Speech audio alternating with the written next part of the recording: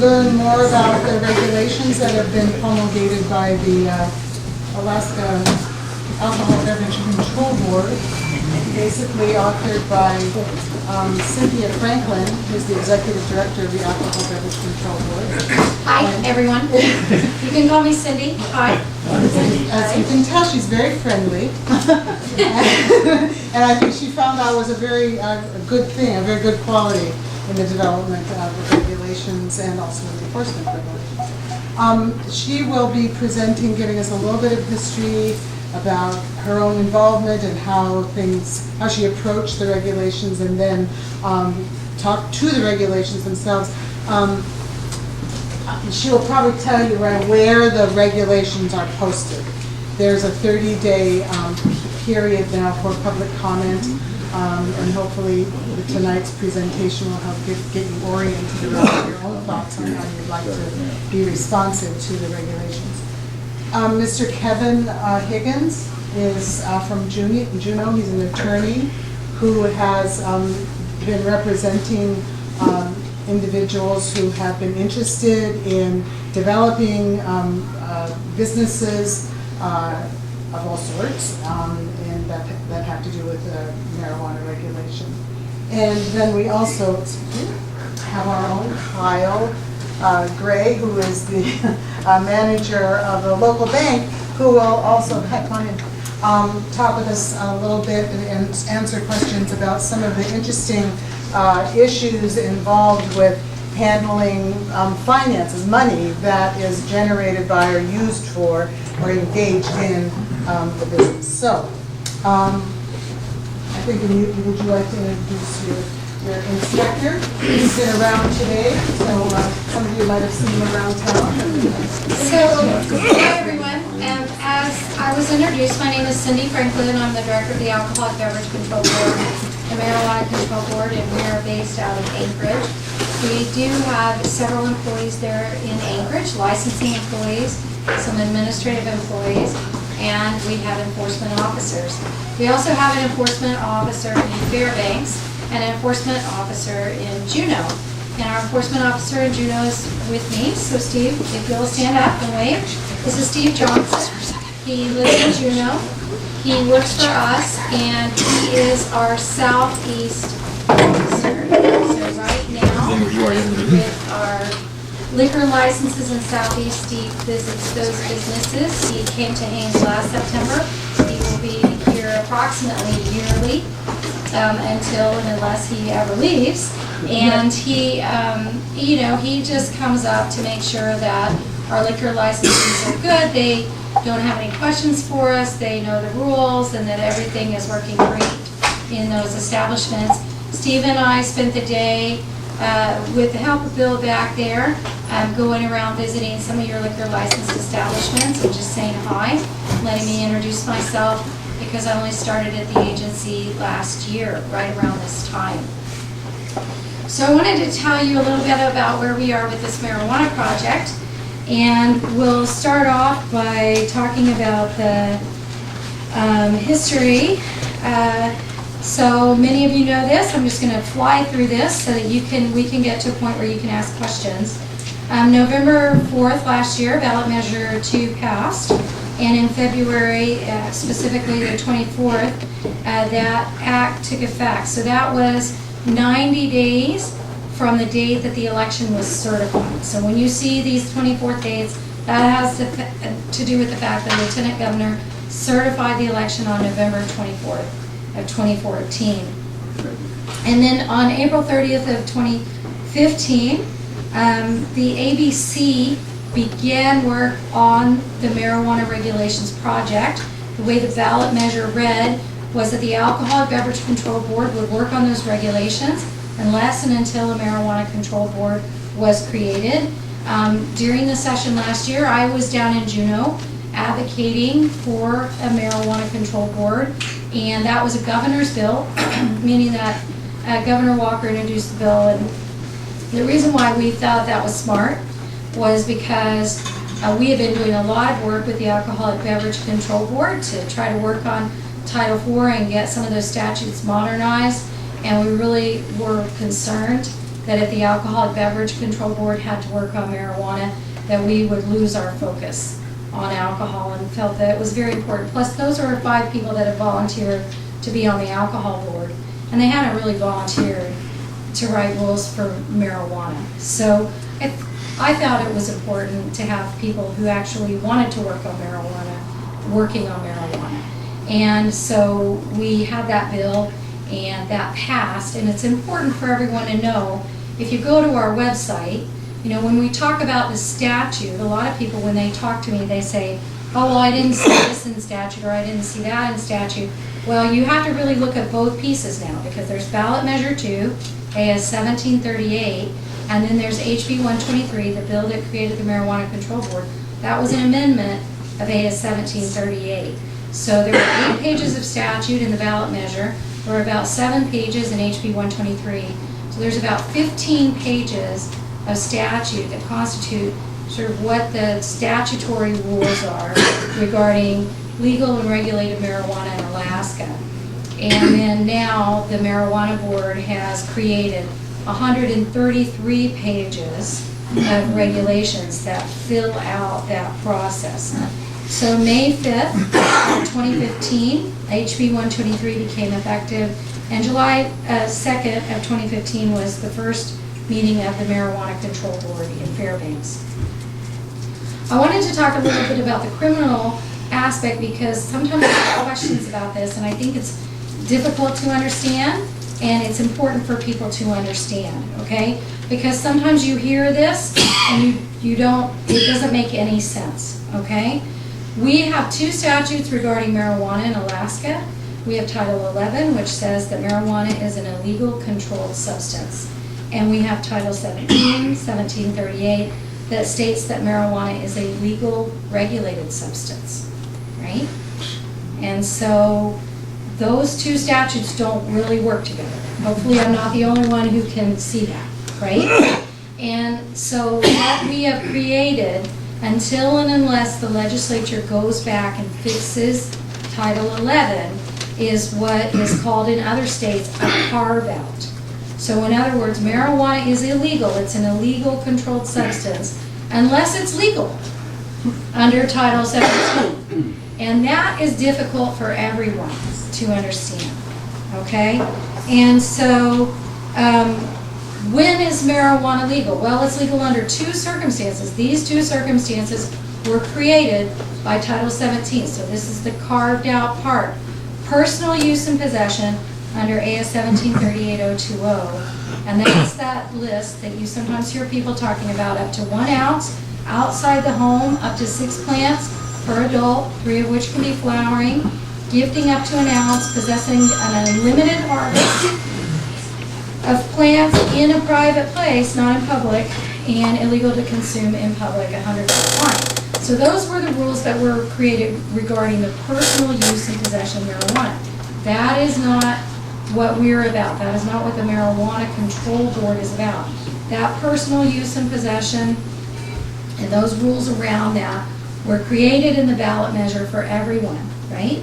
The regulations and everything else are for the licensed marijuana establishments. So that's what the Marijuana Control Board has been working on, and that's what the rules that you can find on our website that are in draft form and ready for public comment on all 9 articles. That's what they're all about, is what are the rules around those licensed marijuana establishments. Okay, so let's talk for a minute about this board that was created and that's been working on the rules. This is the Marijuana Control Board, and it's a 5-member volunteer board. Those appointments are by the governor through the Office of Boards and Commissioners. I don't appoint those people or have anything to do with their appointment.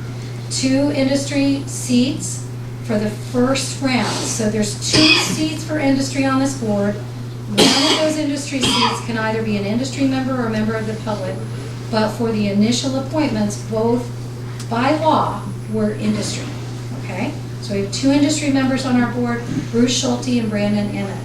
Bruce is from Anchorage, Brandon is from Fairbanks. We have a designated rural public seat, and so that means the only qualification for that seat is that person lives in a rural area as defined by HB 123. So that's a community of under 7,000 off the road system, and I think it's even lower on the road system, maybe 3,000. I can't remember the exact population on the road system. It's be a very small town if it's on the road system. Otherwise, a small town off the road system. Our rural seat representative at the current time is Mark Springer. He's from Bethel. We have a designated public safety seat, and that is held by Chief Pete Menard, who's the chief of the Soldotna Police Department. And we have one designated public health seat, and that seat is held by Lauren Jones from Juneau. So we have a tremendous amount of geographic diversity on this board, and you can see that we have background diversity on this board. We don't have a lot of gender diversity on the board, but you can't have diversity, in every way, shape, and form, right? Excuse me, what does industry mean? Well, industry was hard to talk about at first, right? I mean, what does it mean to appoint someone from an industry that doesn't exist yet? So there's some special transition language in HB 123 that says industry can mean either a person who has actual industry experience from another legalized state, okay? So if there was someone who was living here who had been off working at one of these regulated establishments in Washington or Colorado, or a state that had a medical program, there's 22 of those states, or someone who has special knowledge from advocacy or education, okay? And so that was up to the governor's office of boards and commissions to determine that. I don't envy them in that task, but there really doesn't seem to be any argument that these two individuals that were seated, at least I haven't heard any argument that they're not qualified for that seat. But there was a lot of discussion of that in the legislature.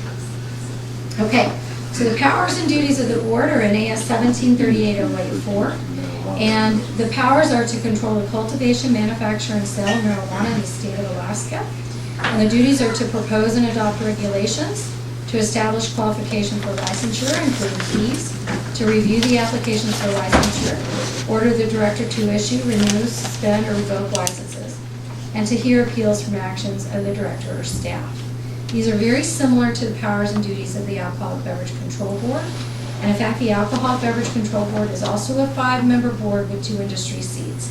It doesn't have any other designations. It has a rural public seat, and then the other 2 seats on the Alcoholic Beverage Control Board are general public seats. So you can't really talk about regulation of marijuana without acknowledging sort of the elephant in the room, which is that marijuana is still legally prohibited at the federal level, okay? So it is a prohibited substance. It's a federal Schedule 1 controlled substance on the Federal Controlled Substances Act. And when I was talking to some members of the alcohol industry a few weeks ago at one of their meetings, and they had this whole little thing about they have a big day where they want to have a party the day to honor the day that Prohibition ended on alcohol, December 5th, 1933. Okay, the day that Prohibition ended on alcohol. That day has not yet come for marijuana at the federal level, and it's really important for people to remember that, because the federal government has sort of given us this memo from an assistant U.S. attorney, a deputy attorney general, right, James Cole, that says, hey, all we'll tell you is it's not a prosecution priority for us if you have robust regulations around these particular areas. And so they basically list out in this memo. It's super easy to find this memo. It's on our website. You can just Google the Cole memo, boom, up it comes. Okay, it's one of the most passed around documents. I think that actually that just ran through those and stopped, and I'm going to blame Kevin for that because his computer isn't playing my PowerPoint exactly correctly. But it's not his fault because he loaned me his computer. Glad you get the blame. Yes, because someone has to, right? So anyway, no, it's not really his fault. Thank you, Kevin, for loaning me your computer. Preventing distribution to minors, preventing revenue flow to criminal enterprises. They list 8 areas, and they say, our expectation, state, that's going to engage in this experiment is that your regulations will meet these requirements.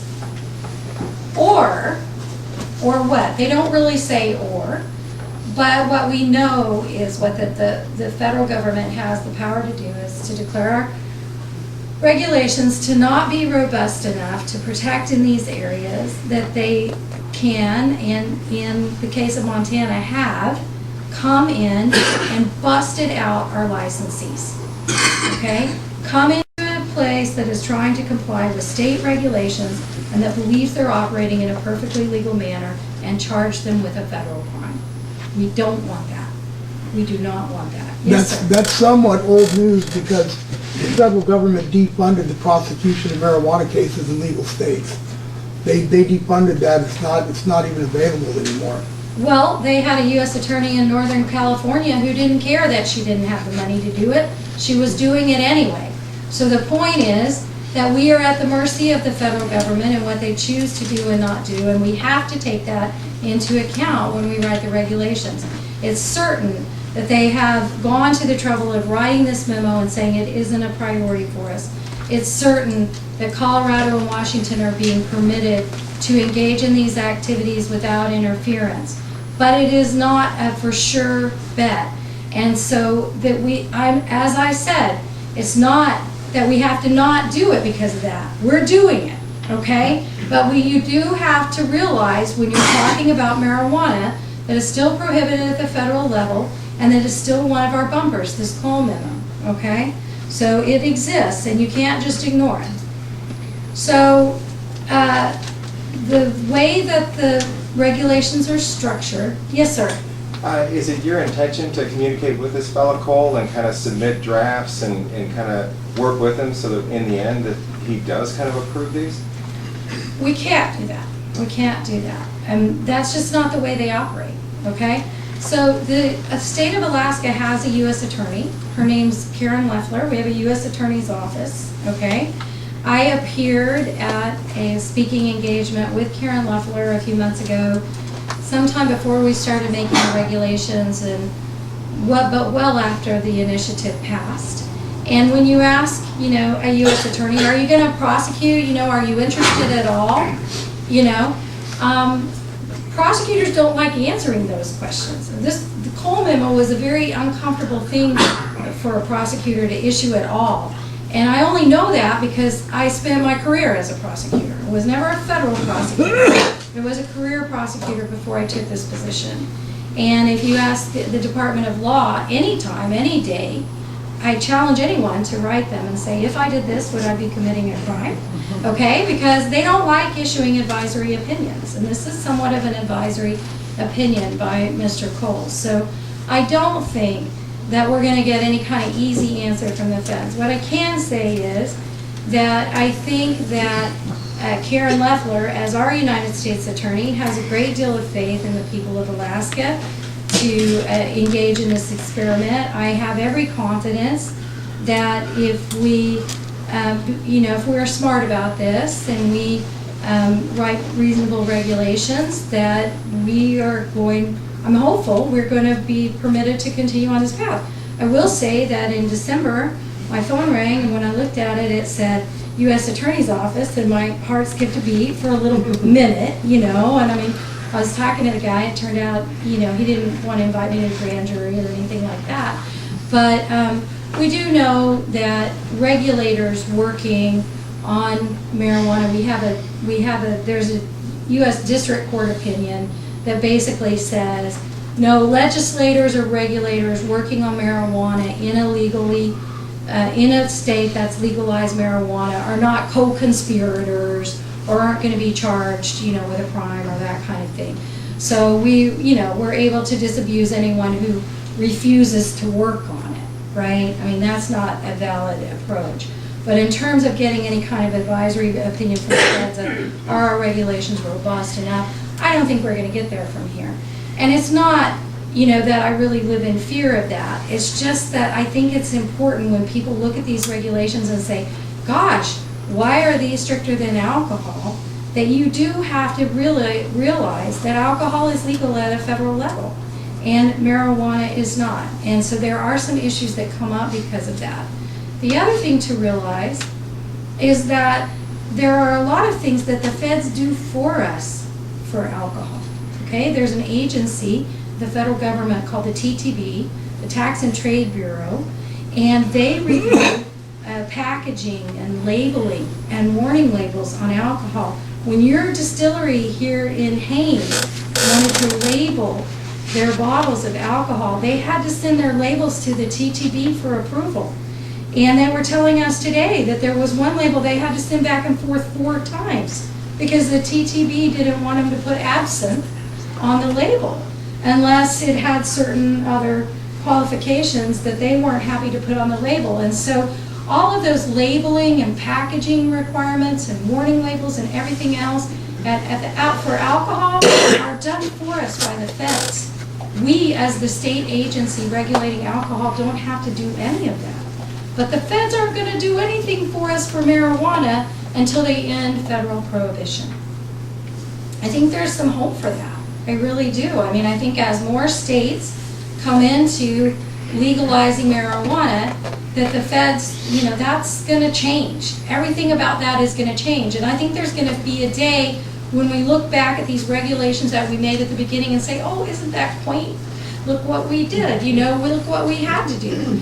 But that day is in the future. And we have to work in the environment that we're in now, which is either the 3rd or 4th state to legalize this substance for anyone and everyone, right, who's over 21 in the U.S. So I'm going to tell you about the timeline. Well, first of all, let's talk about these a little bit more so that you understand what's in these regulations. So if you're interested in going and looking at any of them, you know where to go to look. So the Article 1 is licensing and fees, and that's about how to get a license, okay? And there's a lot of similarities between that and how people get alcohol get liquor licenses. 2 is local option, and there's a difference between local option and local control. Local option is peace out, we're out. We don't want any of these marijuana establishments in our community, or we don't want any of these types of marijuana establishments in our community. There's a little menu in there that's similar to the local option menu for alcohol, okay? But that's really about communities that don't want to have the establishments, okay? Where you find the local control element is in Article 1. Ballot Measure 2, 1738 said, in 1738 110A, it says communities, local governments can opt out. And in 1738 110B, it says if communities or local governments are going to be in, if you're going to have these kind of establishments, then you have the ability to add additional requirements for the time, place, manner, and number of marijuana establishments in your community. So that's called local control. We have that in alcohol. The ability of the community to weigh in on, what those operating hours are, how those licensees look in your community where they operate. So those 2 pieces, local option and local control, are similar to the way that we regulate alcohol in this state. So Articles 3, 4, 5, and 6 are the 4 types of legal marijuana establishments that are contained in the ballot measure. There's only 4 types of establishments named: retail marijuana stores, marijuana cultivation facilities, marijuana product manufacturing facilities, and marijuana testing facilities. So when you go look at those regulations, those are articles that have the rules for each of those types of facilities, and they're designed to read across, where if you laid them on a table, 3, 4, 5, and 6, they would be structured in a way that's easy to work through so that you can see similar requirements across each chapter. What are the requirements for security? What are the requirements? What's prohibited? What's allowed in that facility? And then Article 7, operating requirements for all marijuana establishments. Article 8 is enforcement. Those are civil penalties. This board is not creating crimes. Remember, we talked about the criminal. The criminal's all crazy. It's in 2 places. It's way back there, and the legislature has to change that. This board cannot create crimes around marijuana. And then finally, in 9, general provisions, and mostly that section is definitions, mostly. There's a few other things in there. So let's talk about the remaining timeline, because I told you a little bit of the history of where we've been. Right now, the board has looked at each of those articles. Each of those articles has already been in for at least one round of public comment, written public comment. There's two kinds of public comment in the regulations making process, written and oral. Most state agencies who make regulations do not do oral public comment because the APA, the Administrative Procedure Act, and an amendment that was passed to that in 2014 requires any agency making regulations to keep track of every comment and whether or not the board made changes based on that comment. And it's much easier to manage written comment than oral comment. So far on the marijuana, all of the comment in the regulations process has called for written public comment, okay? And I'll tell you about a little exception we're making to that on October 15th and 16th.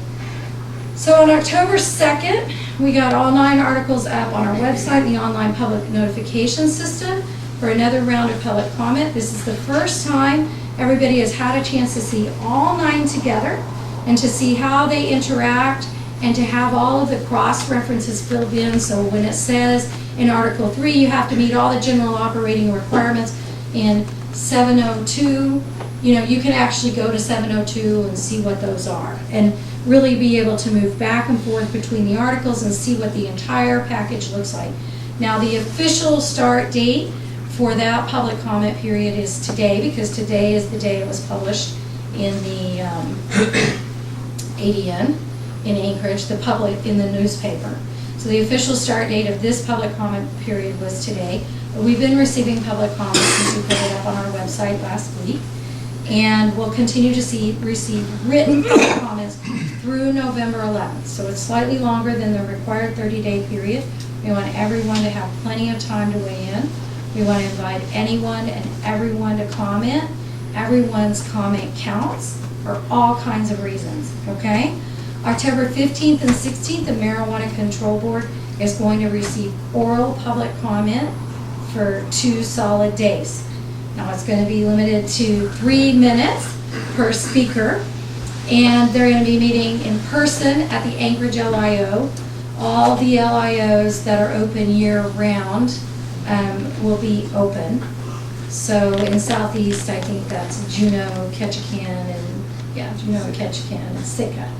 And so there will be a phone line where you can call in, and we're going to have times designated to go to the phone. And if we go to the Bethel LIO and there's only 2 people that want to speak and we've allocated 30 minutes, then we'll use the rest of the time from that Bethel slot for the phone.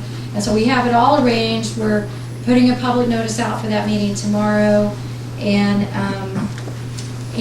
so that's an opportunity for people who say, I just don't want to write it down, I just want to say it, but you're going to have 3 minutes to say it, whatever you want to say. And then November 11th, that written public comment on our articles will close. November 20th, we're slated for the Marijuana Control Board to meet and review that last round of public comment. We keep track of that for them. We're putting it up on our website so that you can see what the rest of the public has said in writing. And if you go to our website, you look under marijuana and regulations, you'll find public comment. You can go read all the public comment that was given before, that the board's already considered and made changes based on, and then you can go and read the public comment as it goes up. We do our best to update it every 2 or 3 days as soon as we can get it in a format and get it up on the website so that you can see it. The statutory deadline for adoption of regulations, if we're going to stay on track with what the ballot measure said, is November 24th, okay? And so, assuming that the board likes what it sees, or if the board makes changes, whatever the board adopts on November 24th will go off to the Department of Law. The next thing that happens in the regulations making process is a review by the Department of Law. And they're looking for 2 things. They're looking for, number 1, are all the regulations supported by statute, and do any of the regulations violate any statutes, or do they lack statutory authority? Okay? Did we make up something new that wasn't in the statute and write regulations around it? We didn't. I hope we didn't. The Department of Law will grade our paper. The other thing they're looking for is, did the agency comply with the regulatory process? Well, this has been hard for people. You know, if you just call me up and say, hey, Cindy, I want to tell you what I think about these comments, I'm going to say, hey, you got to go put it in writing. And you got to comply with the procedure. And I'm going to send you back to that public notice, and I'm going to have you put that in writing. And, you know, bring it in the way that the public notice said, because part of the regulations making process is for everyone to have equal access and an equal opportunity to comment. And that means when the Department of Public Safety came to me early on and said, hey, Cindy, can we see those regulations before they go up? We said, you know what? No, I'm sorry, don't shoot me, but no. You know, you might be the Department of Public Safety, but in this process, everybody is equal. Nobody gets to see anything early, nobody gets special comment, nobody gets a special slot during the period, you know, during the public comment period. We follow the Administrative Procedure Act, and it is very strict, and we have these lawyers looking over our shoulders to make sure we're going to do that. So if we did anything wrong, the lawyers could disallow the regulations. If we did everything right, then the lawyers will permit the regulations package to go to the Lieutenant Governor for his signature. The Lieutenant Governor signs the regulations. There's a 30-day effective date from the date the Lieutenant Governor signs the regulations. So the way the timeline is built out by the ballot measure that the voters voted for is to give us 90 days from the day the board adopts the regulations for the Department of Law's review and for the effective date.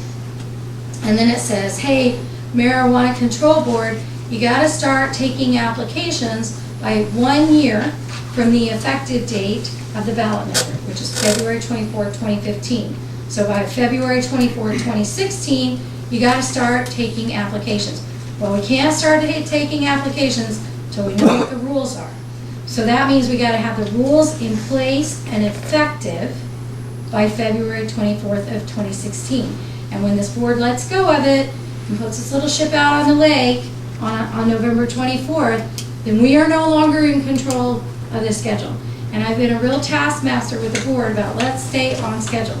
You might read, if you make the mistake of going and reading articles and reading the comments, which, you know, my husband says, never read the comments, but if you read the comments, you would become convinced that we were late, or we were dragging our feet, or we were never going to make this happen.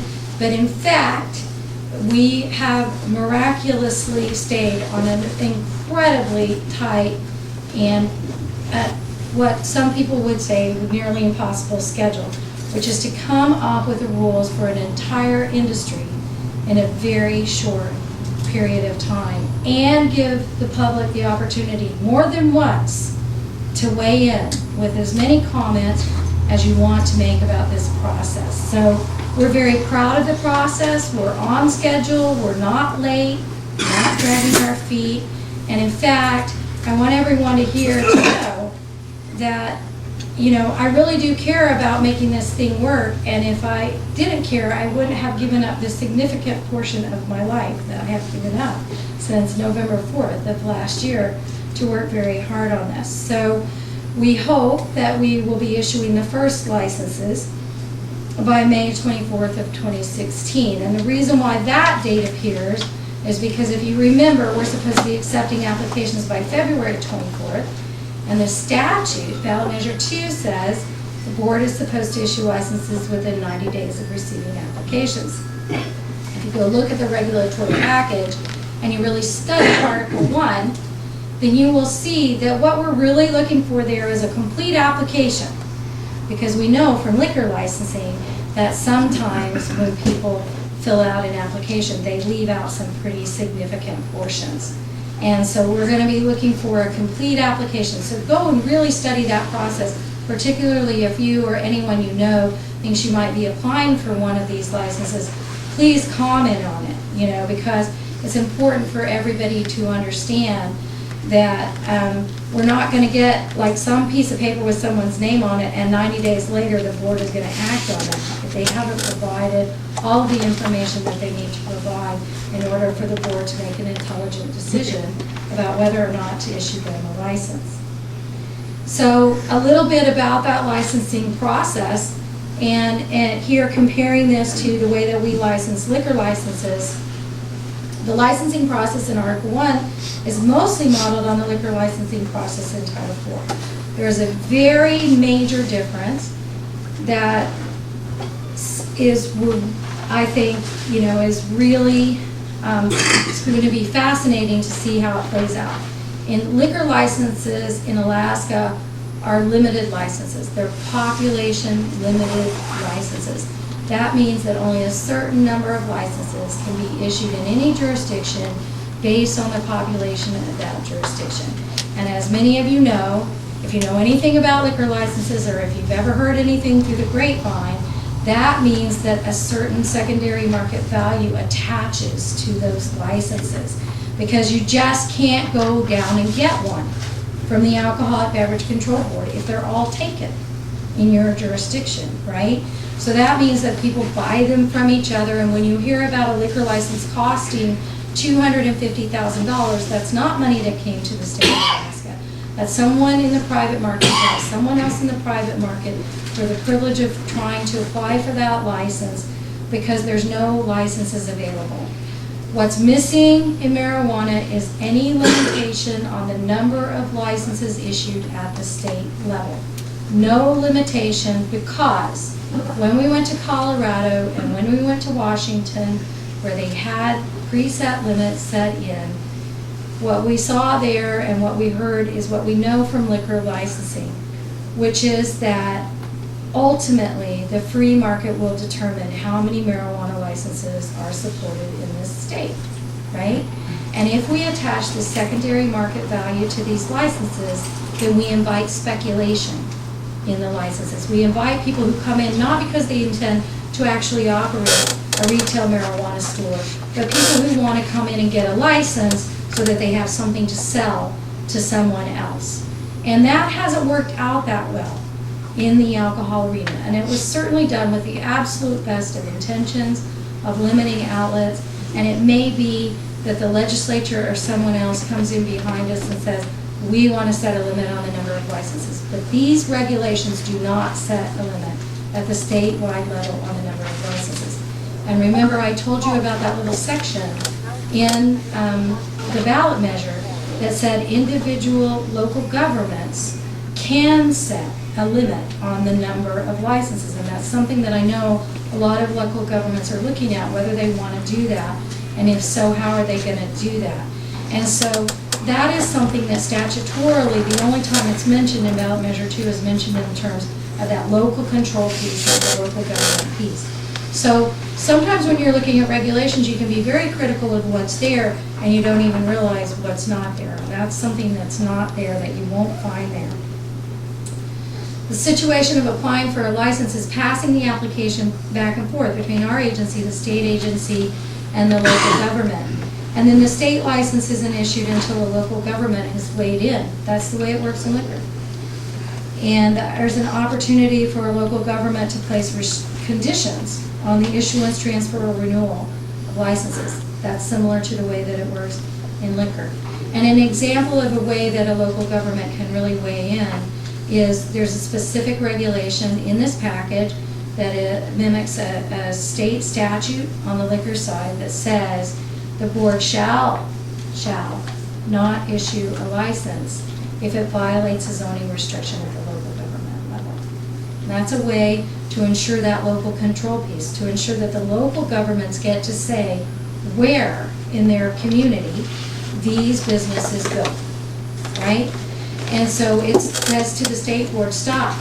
If this violates a zoning restriction at the local level, you can't issue the license. And so there's that back and forth relationship between the state agency and the state board and the your local government. And this just explains what I've already talked about local option and local control. So the last thing I want to say before I turn it over to Kevin and anybody else that wants to talk or take some questions is, I want to make a little pitch here for alcohol, even though I know you guys came to talk about marijuana, okay? Because remember I mentioned that the alcohol statutes are old and outdated.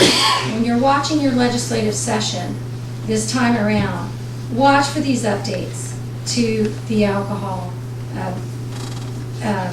codes. Because we have attempted, and we were in the middle, sort of toward the middle end of the process of attempting to update our alcohol licensing when ballot measure 2 passed. And we had a pretty major project. If we had not had marijuana pass, it would have been, I would have spent every minute of the time that I've been with this board for the last year working on this very significant effort to update our liquor licensing process and to account for and allow for and recognize the fact that liquor licenses have changed since 1982, the last time they were revised, and that there are all kinds of businesses out there that didn't exist at that time, and that these laws must be a continuing living document that change with the times.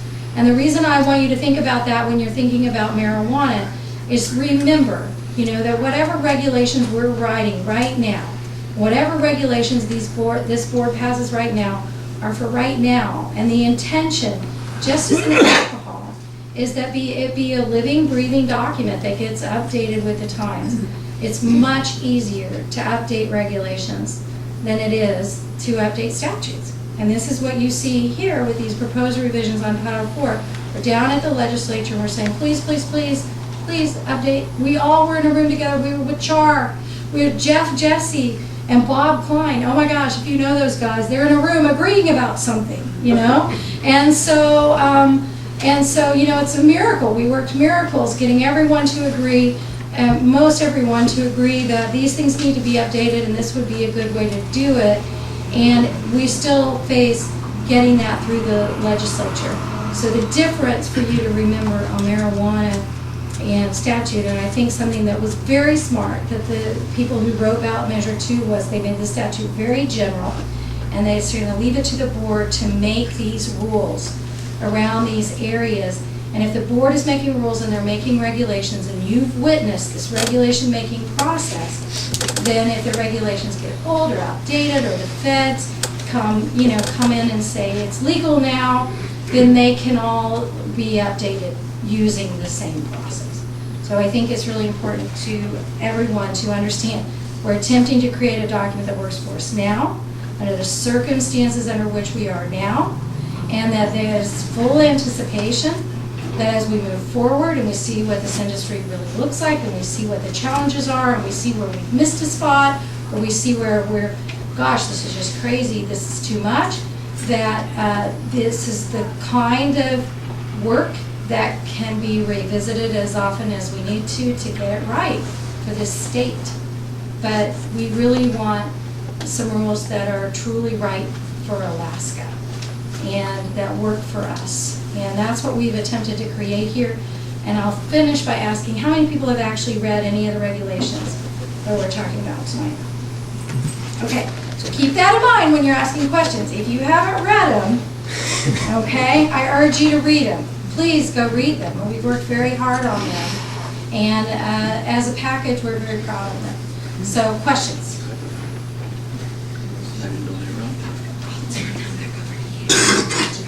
Yes, sir. Can you speak for a moment to the state's rules on medical marijuana and how it fits into the context of it? Absolutely. Great question. I'm going to stand up for that one so I can see all of you guys. Because we really have a different history than other states with marijuana in general and with medical marijuana.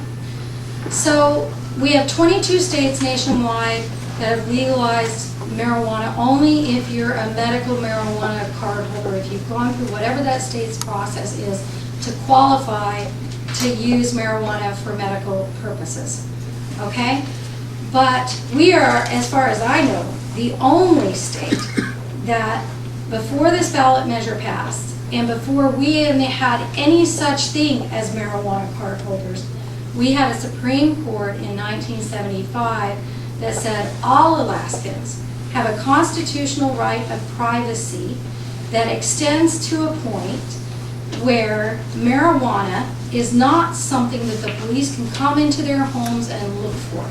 A small amount of marijuana. That's what the Raven case says. It was a search and seizure case, and it was, can the police get a warrant to come into your home and look for a small amount of marijuana? And the Supreme Court said no. Our constitutional right of privacy prevents that. And over the years with the Raven and Noy cases and the intervening legislatures, which decriminalized and recriminalized marijuana, the overwhelming takeaway from that was basically that you, as an Alaskan, regardless of why you had that marijuana in your home, if you had that marijuana in your home, no one could come in and look at it. That was your business. And it gave this sort of quasi-legal status to marijuana that you may have heard about. I heard when I moved to Alaska in 2007, I think in my third day, driving into downtown Anchorage on Gamble, I saw a guy lighting up. I turned to a young man in my car. I was giving him a ride to school. He was in a carpool. And I said, is marijuana legal in Alaska? And he said, oh yeah, it's been legal for years. So everyone, had this impression, right? This quasi-legality of marijuana because of Raven marijuana that you could theoretically have in your home. And you didn't need to prove a medical need for that, okay?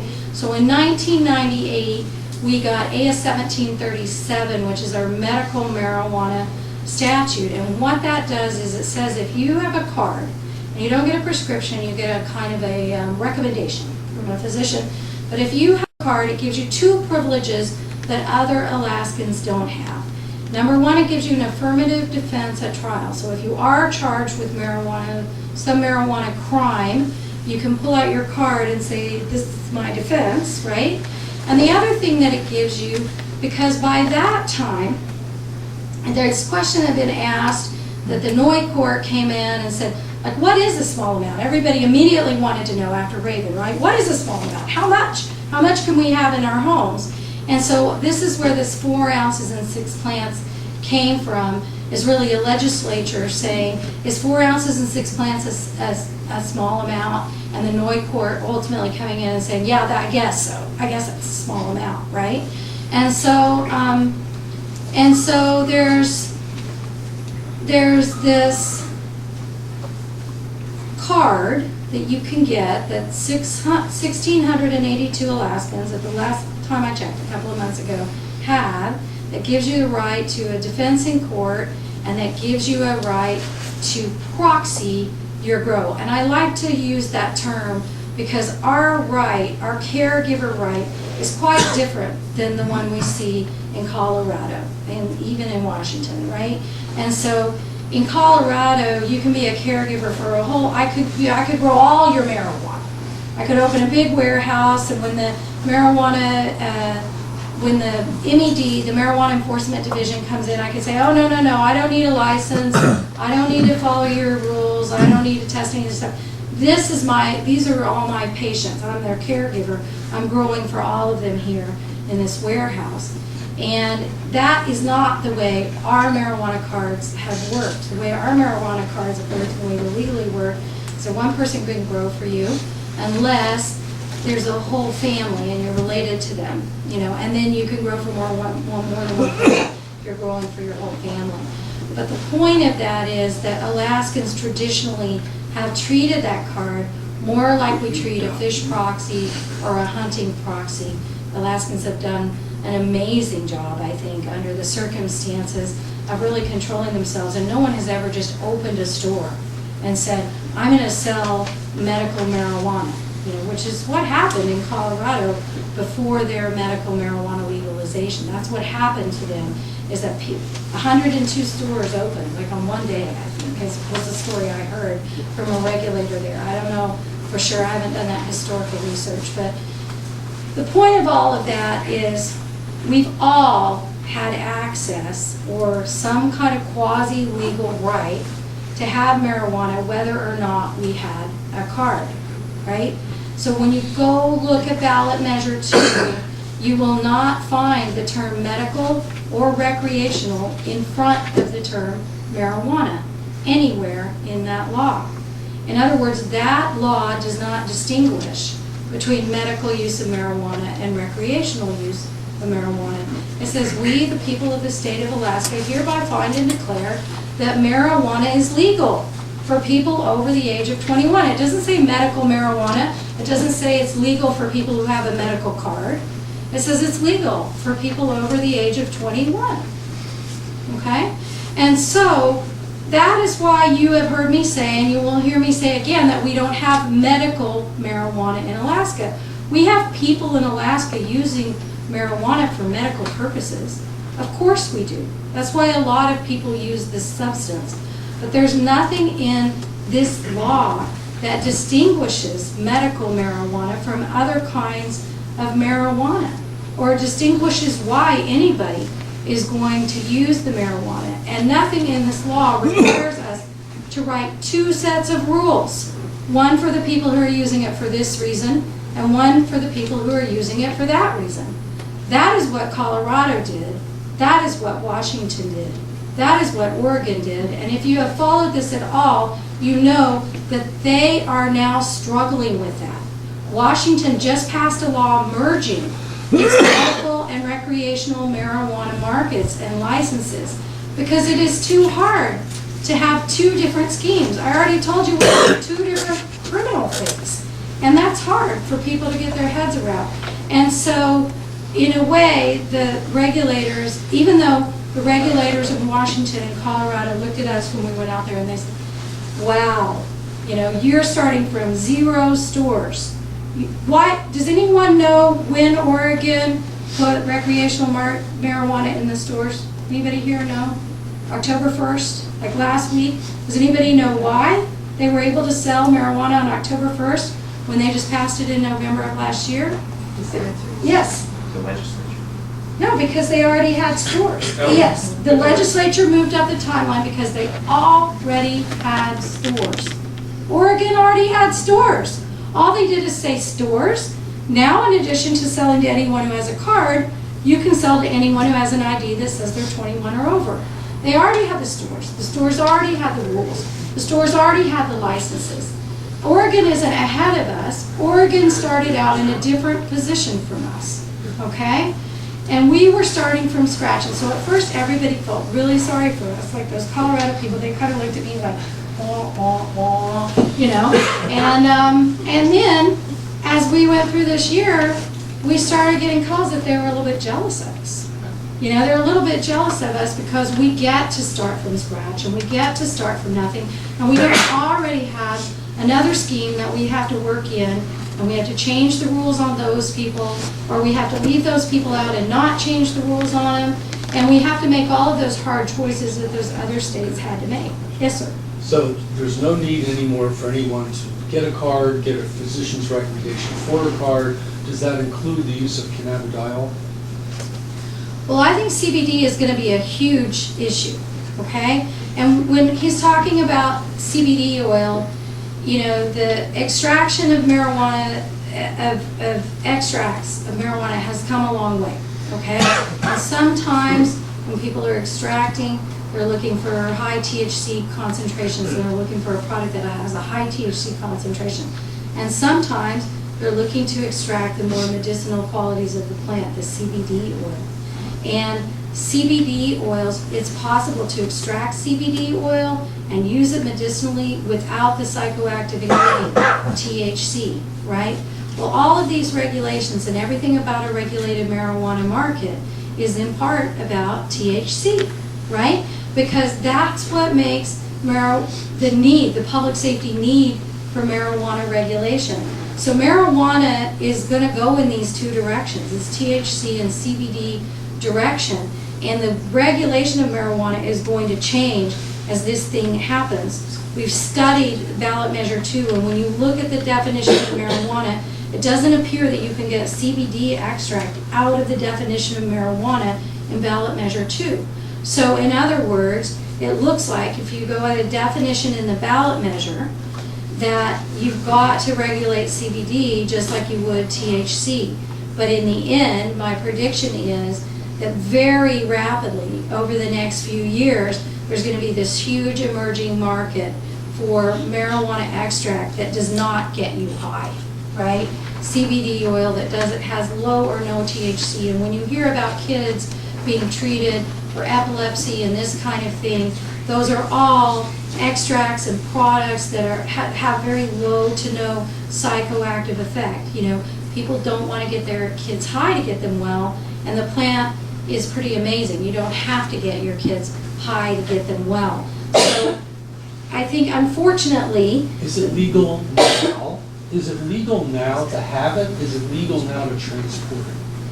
it's Into or within the state or across state lines? right CBD oil? now, CBD oil, yeah. right now, from the way I read, Kevin, you can disagree with me on this if you want, but from the way I read the definition of marijuana in the ballot measure, CBD oil is marijuana, and therefore is subject to the rules in the ballot CBD measure. oil also comes from hemp.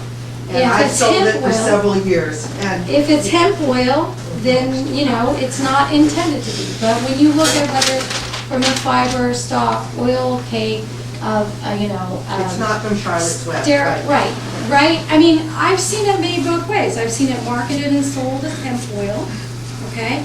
And I've seen it marketed and sold as CBD oil, coming from a plant that had THC, but that had the THC extracted out. Am I correct about that? You seen it that way too? I just call it CBD oil. Everyone I buy it from calls it CBD oil. And all of the tests I've read on the PubMed sites on the internet are using hemp even in Europe. So if you want to get it from marijuana, it probably costs more, but it also works from hemp. Right. And hemp is not marijuana. Right? Hemp is not marijuana. So if you are talking about hemp oil, you know, then you're going under the hemp rules. And hemp is not marijuana under the definition. If you're going under something that was extracted from marijuana that had THC, you might be in a different category. And I've seen it both ways. If you look at we visited a company in Colorado called Dixie Elixirs, okay? And when we went to Dixie in January, this is how fast all this stuff is happening. When we went to Dixie in January, they made everything. You know, so they had some CBD products, they had some salves and lotions, and that had low to no THC in them. And then they had bottled sodas that were THC-infused sodas, right? I mean, the purpose of those sodas was to get a nice little THC buzz. And by the time I got back to Alaska and worked hard for a couple of months and looked up, Dixie had split into two companies. And now they're Dixie Elixirs and Dixie Botanicals. And Dixie Botanicals sells their hemp oil products on the internet. And Dixie Elixirs is a regulated, licensed marijuana extract company in Colorado, limited to Colorado, no crossing state lines with those products, consuming those products in Colorado. So I know that it doesn't sound like I'm being straight up with you, but I think it depends on your source for this oil. And if it comes from hemp, I believe that the definition is supportive that hemp is not marijuana and is therefore not subject to the marijuana regulations. But if it comes from what is defined as marijuana in the initiative, it's going to be subject to Would that a... also include being a Schedule I drug with the feds? If it comes from hemp, it's not a Schedule I. What is your opinion on that in terms of hemp and the feds? I'm not up to date on that, are you? Yeah. I mean, I don't want to speak for the feds on hemp. I don't want to speak for the feds on hemp. Sir in the back. There's another huge thing with cannabis that's emerging too, and that's cannabis in its raw form. In order for people to get high on cannabis, it has to be heated up, and that's science and chemistry.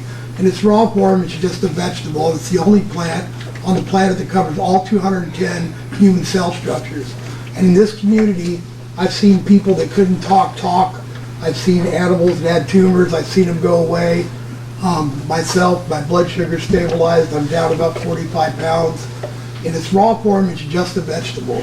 So we can extract and we can do all these different things, and we can call it this and we can call it that, when in fact, if education would show you that in 1940, there was a guy named Roger Adams who isolated the cannabinoids. And Roger Adams invented a thing called isomerization, where he took straight cannabidiol and he isolated those compounds, and then he added isopropyl alcohol in an oxygen-free environment, And by adding isopropyl alcohol and heating it with sulfuric acid, he was able to change the molecular structure of cannabidiol into THC molecules. So it could be manipulated when it's in an extracted form. In its raw form, there's no manipulation, there's no heating it up, and we keep, we've talked to a lot of people about this, but so far it's been unaddressed. And, it's like, I feel like, when you see people talk, they didn't talk, or you see people, I'm starting to get choked up. When you see an animal that was dying, not dying anymore, I never got into this for money. I got into this because I believe in the power of the plant. And the people that are making this a money issue, kind of shame on you. There is money to be had, but that's a byproduct of being healthy. And you can manipulate in chemistry, but the raw aspect has yet to be addressed. And, I feel like, you say hemp, how do we determine the difference between cannabis hemp and cannabis indica? In its raw form with no buds on it, it's not going to get anybody high. So let me just say that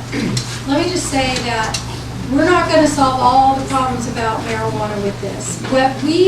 What our board is doing is taking the structure that was provided to us from two places, the ballot measure that the people passed and the little piece of legislation that the legislature passed, and that ballot measure says, hey board, in these 9 areas, go write regulations, okay? And so when we get our paper graded, remember that part? The Department of Law is going to say, is everything that you did supported by these 2 statutory documents? And if we go outside and we try to solve all the marijuana problems, then we're going to stray outside. We are on a very constrained brief. Go here, write these regulations, and then down one side we have the Cole memo, and down the other side we have the elephant in the room we haven't talked about, which is the Alaska legislature and its ability in February of 2017 to say, you know what, voters, we're actually going to go in a different direction. We're not going to have any of this. So I hope they won't do that. I don't think they'll do it, but you have to keep in mind that the voter initiative is safe from the legislature for 2 years from the date that it was effective, and then at that point in time, the legislature, if in its wisdom decided to do it, could repeal it and say we're not going to have these establishments. And so when we as the board look at those 2 bumpers, the feds on this side saying it's still illegal at the federal level, good luck with those robust regulations, and then the Alaska legislature, which is pretty conservative right now, saying this looks pretty dangerous to us. We are trying to weave a path down the middle that is a long-range path to try to get this thing going on schedule, okay? So just keep that in mind when you look at the regulations. Be critical. Say everything you want to say. And I invite you to say everything you want to say, but we can't solve all these problems with this plant. And let me tell you, Kevin is probably here to tell you how quickly things are moving. I took this job in September of last year. This ballot measure passed in November. Every day I read about what's going on in marijuana. I get something in my email every morning. I read it every day and say, what's going on in marijuana? And it is a lot. It is moving at a lightning pace. I believe that there is a good chance that California and Nevada will legalize in 2016, and those are game changers, okay? Those are game changers. Those are huge states. They have a lot of people. We're a little state with a few people, many of which will never want to use marijuana, okay? We're far away from everybody. We have transportation issues. We have all kinds of issues. And so I just want to tell you, from up here to you, we are doing our very best in a pretty challenging environment, okay? Can we ask questions, because we understand that Yes. part of what you're saying. Yes. But the last time I read the regulations was before the October 3rd, whenever the last meeting was. So I was confused when you spoke about only 4 licenses. I live part of the year in Skagway, where right now there is a marijuana tour. So, people are allowed to smoke marijuana because it's in their home, so it's legal. And I don't hear some of the licenses, you were talking about testing, selling, growing, what was the fourth? Is there one for tours, food, Production. clubs, Product production? manufacturing. Product manufacturing, none of those were in the ballot measure. No, there weren't any clubs or tours or everybody smoking together in the ballot measure. Those were not in the ballot measure.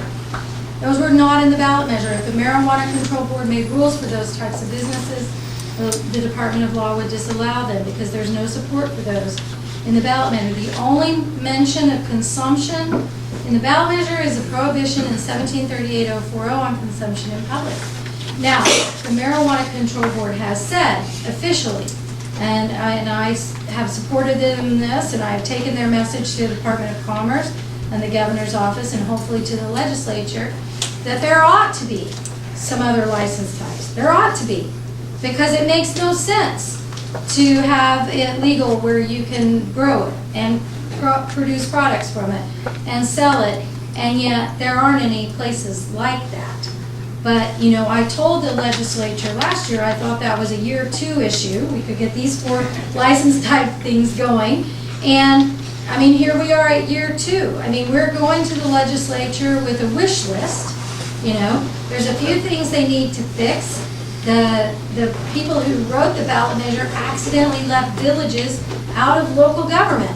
Villages can't opt out because they didn't include villages in the definition of local government. Well, guess who really wants to opt out? Villages, right? And so that needs to be fixed.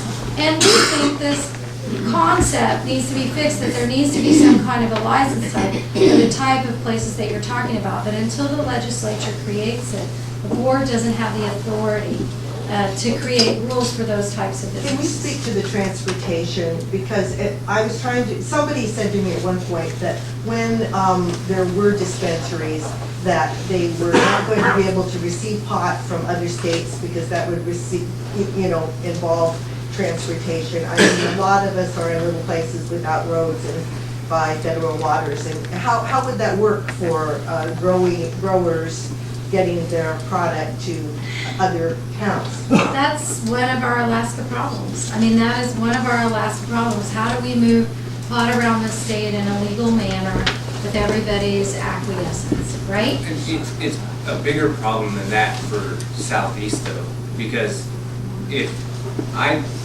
being in Southeast, appreciate the insularity of our communities and how we kind of form our identities from the fact that you can't just get on the road and you're not having all these people come in, you know, unidentifiable. They get off the cruise ship, they're all wearing the same coat, they all have the same backpack, you can point them out. The problem though is there are requirements to being a retail shop where the transaction goes from a producer, either somebody who's cultivating it, or you're one of the brokers who's going around to the limited cultivation facilities, and you're getting it to the product manufacturer. It's got to go to the retailer before it goes to the consumer. And before it goes from the retailer to the consumer, it has to be tested. And one of the things that is proving problematic for Southeast as a whole is that testing is a very expensive proposition. It is not something where you can just order a test online. You can take a little piece of your bud, put it in a, you know, like the same thing like cops have that they have they can carry around in their trunk, shake it up, see what color it turns, and say, I'm pretty sure that's marijuana. That doesn't tell you anything you need to know about being able to sell regulated marijuana. And these licenses, each one of them, is site-specific.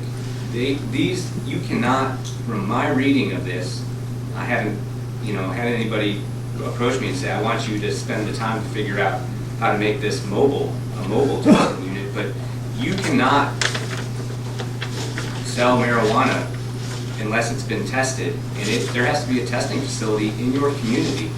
So the idea that you are somehow going to be able to get a company and entice them to invest in the equipment and then set up shop in a small community like Haines, it's a real difficult proposition. And I'm not really sure how that's gonna happen. Can you buy one of those machines, or what, how are they doing that? How many machines are there for testing weed? Can you get one? I'm pretty sure. There's a, Amazon. there are gas Chromatograph.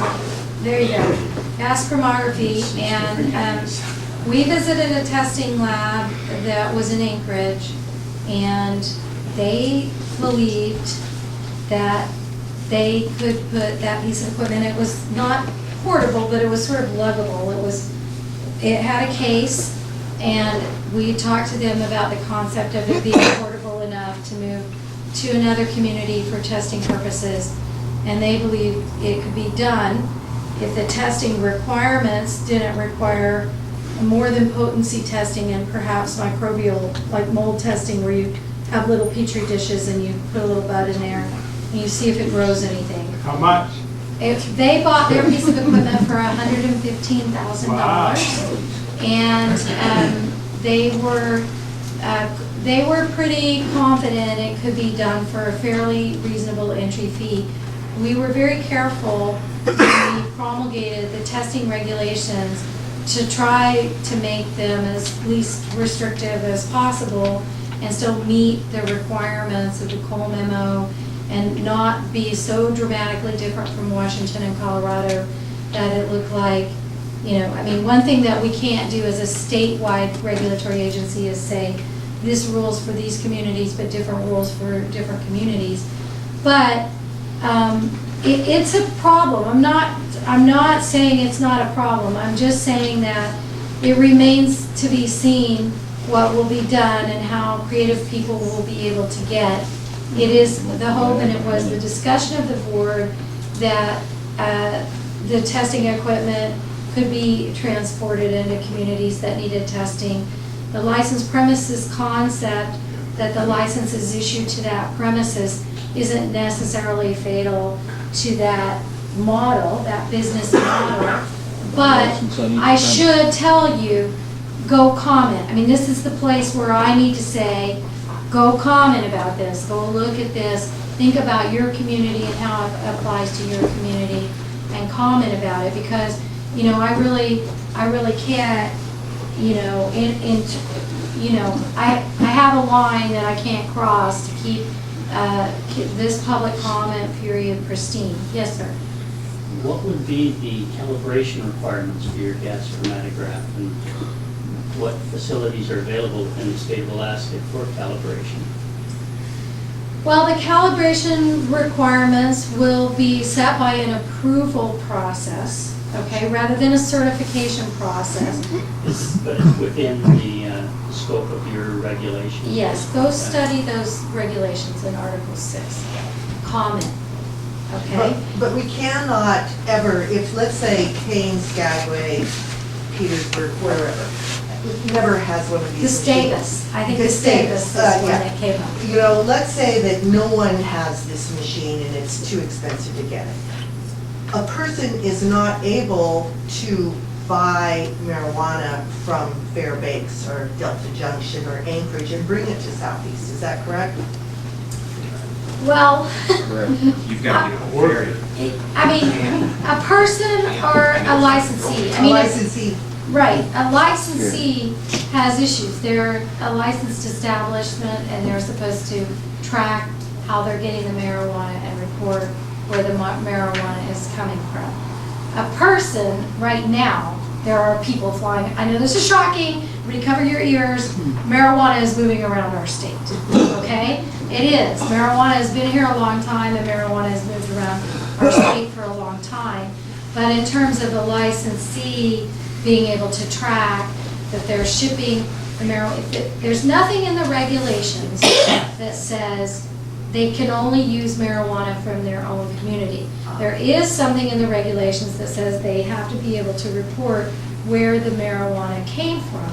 It's not the regulations themselves that prohibit the transportation from one place in Alaska to another. It's the other surrounding circumstances, the airplane not willing to let you put it on, it being risky business for a licensee to ship in a way where their shipment might be seized. right? That's the risky business of it. And we can't write regulations that solve the federal problem. That's what I'm talking about, this little winding road. And so that's, go ahead. I would want to give you the opportunity, I know you prepared something for us. Yes, so I and think I'll that get it out of the would be way. good. No, you're No, not out of having- the way, but I just don't want it to like travel down a road so far on some other Look. track that we don't get back. But just before you speak, let's everybody just stand up and sit down again, just so we get something circular before we all close. Stand up. See you later. Are there chairs in the back? Huh? Let's go nowhere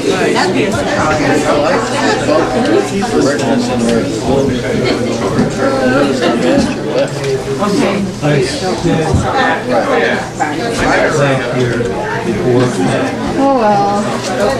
The people who are pushing it might wind up right A now. lot of people being in the conversation.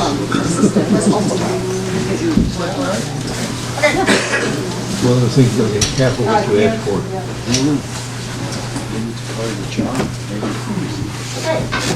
Okay, so that was actually kind of the perfect jumping off point. I'm Kevin Higgins. I actually recognize some of you who've been on, most of you have been potential jurors. I don't think many of you actually made it onto any of my juries, but I'm a criminal defense and family law attorney from Juneau. And people ask me often, as Deborah did quite frequently, so why are you a guy that somebody will talk to? And quite frankly, there's only one honest answer. It's because I love marijuana, and I've been loving marijuana for a very long time.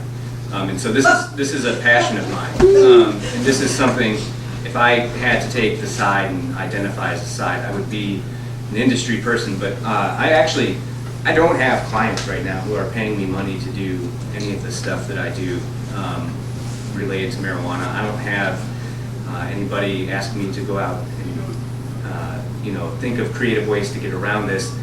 I'm here because I love the product. I think that it does wonderful things for people who use it responsibly, and I think that it has unjustly, as many people are now starting to realize, been completely marginalized as the Schedule I substance, which is what Cynthia talked about. Meaning it has no medicinal value whatsoever. It essentially is saying it has no redeeming properties. It's the same level as heroin.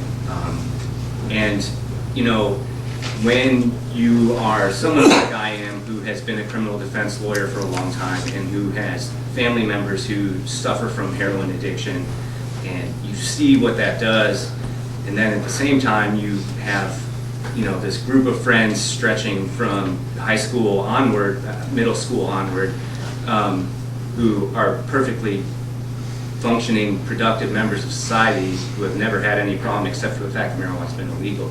You realize how kind of crazy the position has been.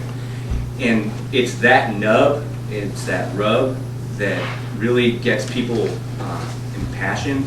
And I'm so glad that I don't have her job, because I don't have to deal with that passion. I just get to high five people and be like, yeah, let's figure this out. So anyway, with that kind of background, there are serious challenges to regulated marijuana. I think it's somewhat silly to say what we did is legalize marijuana.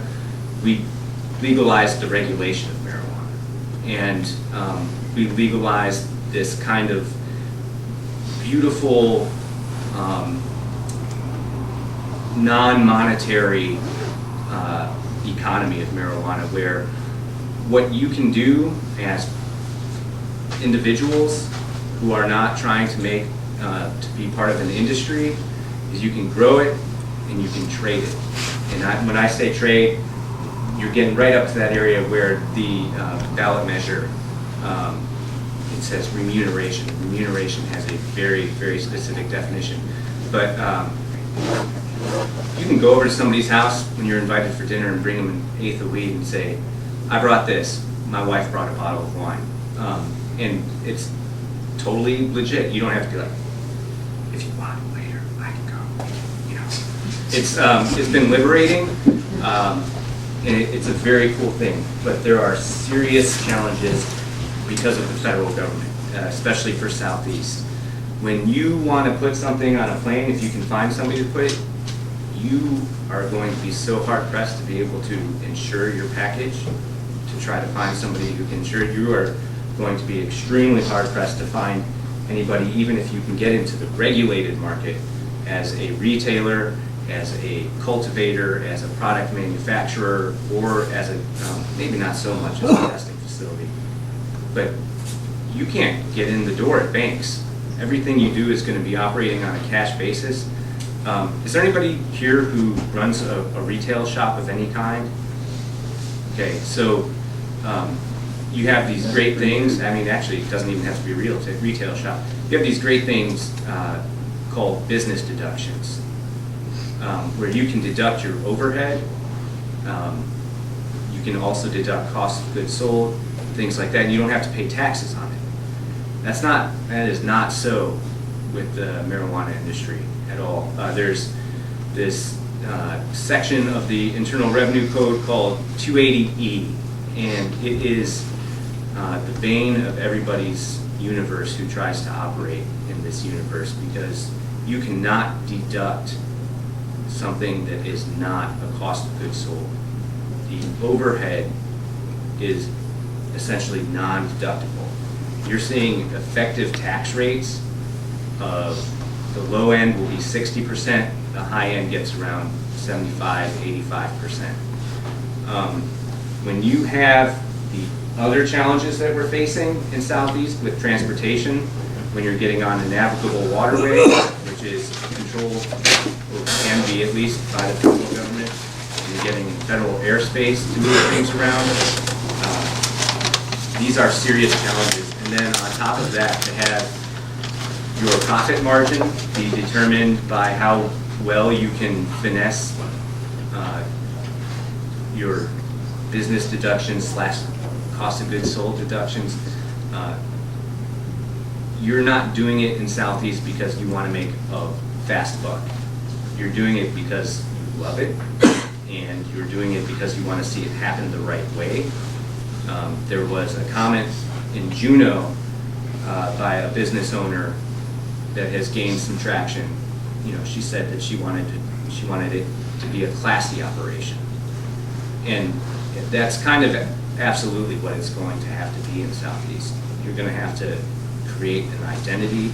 You're going to have to find a way to skate by on razor-thin margins, and you're going to be in it because you love it, because there's going to be a new challenge at every single turn. But one thing that I want to make sure, because I do read the comments, because I'm not the person they're commenting about. I saw a petition today to have you recalled. I don't think that you're subject to recall, but you know. The first 5 comments at the first marijuana board were, please fire Cynthia Franklin, so. It's been there, I've done that. It's pretty awesome. I said that I would be the most hated woman in Alaska by the time I was finished with this, and I'm pretty well on my way, I think. You've got some competition. But with what you were talking about, with the whether it comes from the hemp plant or the marijuana plant, what the Marijuana Control Board is doing is regulating the marijuana plant. And so if you're producing CBD oil from the marijuana plant, you're subject to those regulations. Senator Johnny Ellis out of Anchorage has introduced last year Senate Bill 8, which is for industrial hemp production. And if you're going to go that route and be producing CBD oils from hemp, then that will fall under presumably regulations that would be established after hopefully Senate Bill 8 is passed. But there's a real limited function of what you can do that is not always seen by people who are passionate and by people who are finally able to say, you know, let's get this ball rolling. So, yes, Do federal regulations differentiate between marijuana and hemp? there are no federal regulations for marijuana.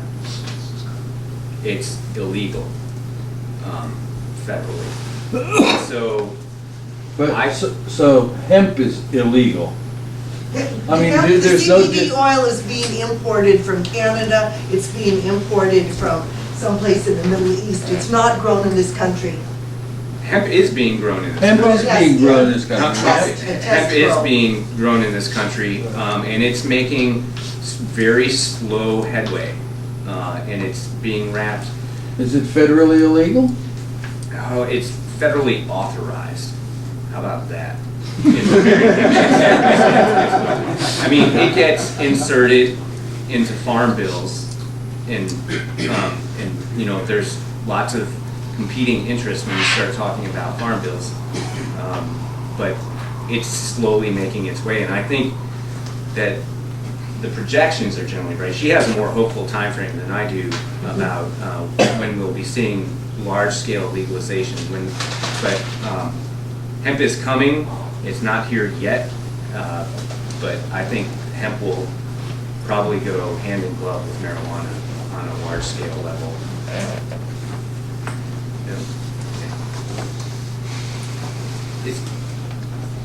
Is there anybody who's really considering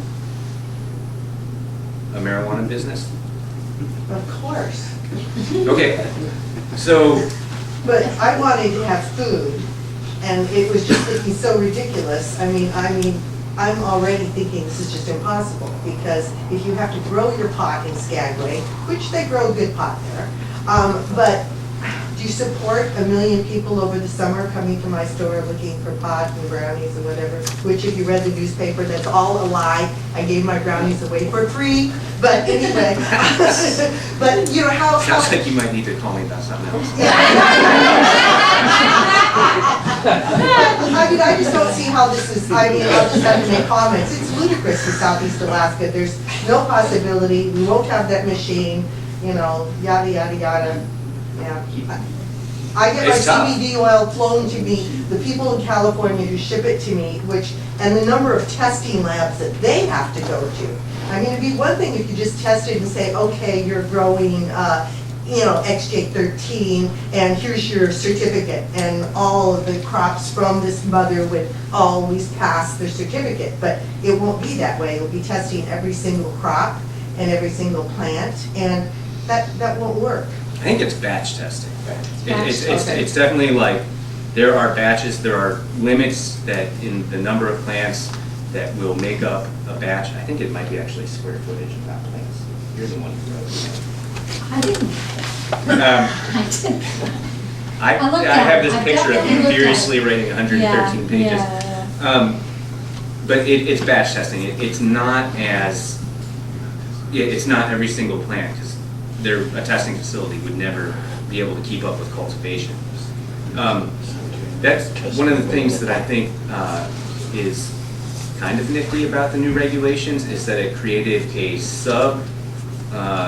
sub-license, not a sub-license, but a subset of the cultivation license. So you can be a large-scale producer. You can grow things that are over 500 square feet and have large warehouses and grow marijuana. But there are also what's known as a limited cultivation license, which is 500 square feet or less. And I think that if you're in Southeast, at least early on, when you can't get outside investment, which you didn't talk about at all, I get it. if you can't be getting money from outside and to invest in these, what are multi-million-dollar facilities, it's going to kind of be mom and pop in Southeast. What we're seeing in Juneau with that prospect is people who live in the neighborhoods where this will likely go, you know, singing their NIMBYs, not in my backyard songs. And so real battle that we're gonna have here shortly in Juneau is over zoning. And whether you can grow, up to 500 square feet of marijuana in certain neighborhoods. So everywhere you turn in marijuana, you have to deal with agriculture concerns, you have to deal with food concerns that you normally, other industries don't have to deal with. You've got to deal with law enforcement and public safety concerns. I'm a father of 2 very young children, and the one thing, aside from having to explain to my wife that, I'll eventually figure out what that conversation is going to sound like, is, how to make it work and to address people's concerns so that you don't have the backlash. So you don't have the anecdotal story of somebody eating a pot brownie, jumping out of a window, and that's the end of it. So how do you address the concerns of advertising and not marketing to kids and meeting the Cole Memorandum guidelines? So every front that you face in this industry is incredibly challenging. It's not something that you can just jump up and say, I'm going to be a entrepreneur, as some people have labeled themselves. And it's seriously, yeah, there's some cool names. You can't just think of a business name, say I want to grow pot, and then make it happen. And have people in the restaurant business call and say, hey, I own a restaurant, I could easily make wonderful creations in my kitchen. And no, I'm sorry, not yet. It's just not anywhere near that level. As much as my pro-industry friends would like me to say otherwise, I think it's a smart approach. Alaska is not going to be a good place to be. You don't want to be the guinea pig with the feds. You just don't want to do it. And we can't attract the capital, at least in Southeast, to really go at this. And supposedly there's a rumor, I don't know if this is true, that we've been targeted by at least one national group as potentially the first state for repeal. Have you heard that? No. Yeah. So so if you have a national group that's going around trying to get marijuana not to be legalized, state by state, and you're looking for a state where the ballot measure and the people vote doesn't match the makeup of the legislature, there's at least a couple of rumors going around that Alaska fits that profile. Is that smart? Yeah. Sam. No. Yeah. Sam. Sam is smart. Sam. And so that's just another challenge. I mean, getting right, there's tons of challenges. For the record, can I just say this? I did not write these regulations. We hired a contract attorney, a regulations writer who was formerly an assistant AG for years and years. She wrote APOC regulations. She wrote the regulations for airline leasing, which were 200 pages. She pointed out to me, 200 pages on leasing in airports. And we did marijuana in 133 pages. And many other systems of regulation. She's an experienced writer, and she took Colorado, Washington, Nevada, and Alaska's liquor laws, and she put them all in a pot and stirred with a spoon and applied her regulatory brain and came out with drafts that we then just looked at to make sure as an administrative agency that we could make that work, in real practical life. And then we took those drafts to the board, so I didn't write these regulations. But isn't there some responsibility to the population of the state of Alaska when this initiative is passed, it is law, and yet it's not going to be feasible to be used in a huge part of the state? See, but that's the problem with the ballot measure. And a lot of people didn't realize they were going to get what they asked for. The easy way to say it is, we legalized pot, but we still can't smoke a joint at a Grateful Dead show. I mean, there are a lot of things that people just assumed that this was going to do that it by no means ever said it was going to do. And there was a lot of just, trying to bat back the misinformation about what concentrates were going to be allowed or whether they wouldn't be allowed early on. And I mean, it's been a battle to figure out what exactly we did in the 8 pages of ballot measure 2. But what we can't change is we can't change federal transportation laws. There's Right. nothing about this board that can change federal transportation laws. But it And so- can change this need for this very expensive machine, but if we can't mail the sample someplace, it's. Well, But- I mean, I will tell you, that we've struggled with testing. I mean, we originally had testing in set 2, and we had to put it off, to set 3 because we really wanted to try to get it right. But the problem is that if you look at going with no testing, because we can't make anybody at the federal level let marijuana travel in federal airspace or federal water space. So your choice is no testing, and no testing is terrifying in terms of defensibility with the federal government, I mean, it's terrifying. Aside from that issue, because that's a big issue, but sometimes it's just best to ignore the 500-pound gorilla in the room. There is a lawsuit that was filed yesterday against I think it's called Livewell in Colorado, Yeah. because they used pesticides that they weren't listing, and that the MED? Marijuana. Yeah, the Marijuana Enforcement Division in Colorado, they didn't move fast enough, and there's some interesting articles in the Denver Post about they actually got held up by industry in issuing these regulations about pesticide use. So they were using nasty pesticides. And the city of Denver got tired of waiting around for the state to do something, so they just came in and seized over close to 100,000 plants, with Livewell having 60,000 of them. And now Livewell is facing a products liability suit that is seeking class action status.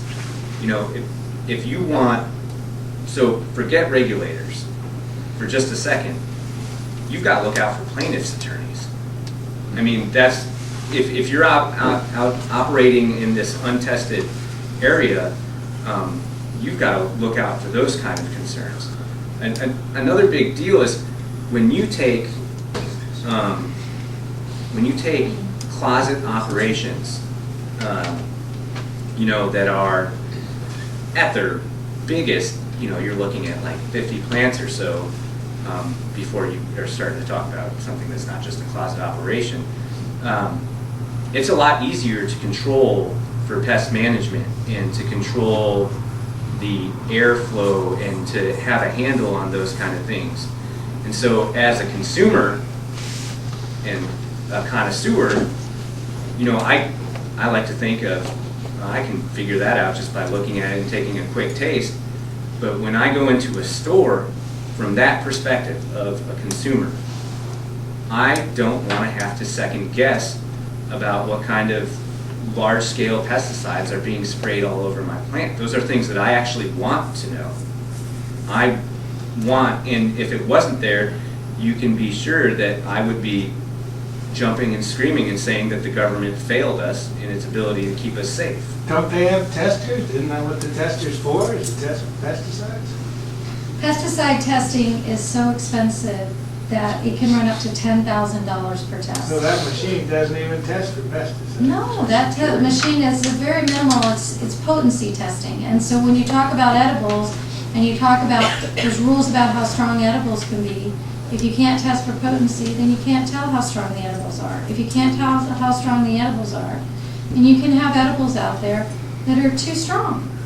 And if you have edibles that are too strong, you have the kind of disaster that Kevin was describing that taints an industry overnight in one disaster that says, you know, that causes, that gives someone a cause to say this stuff is too dangerous, we can't have this, and let's get rid of it all. And so, I mean, it's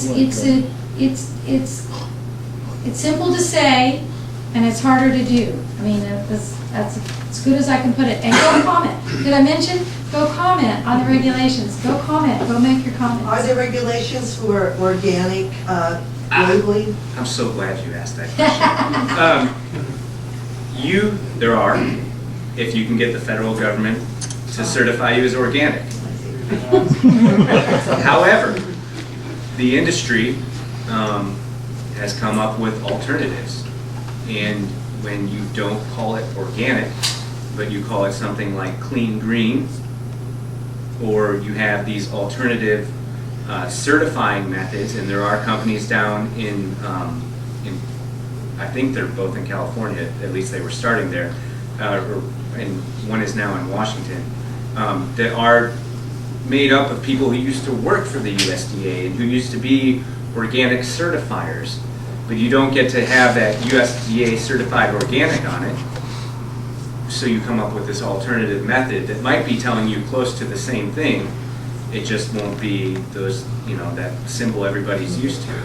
But as it's written in the current regulations, to say your product is organic, you have to actually get the USDA to say it's organic. And that's actually been a hot topic on the news cycle of that she gets and I get. I have a question that will probably out me as like a huge drug smuggling newbie, but like,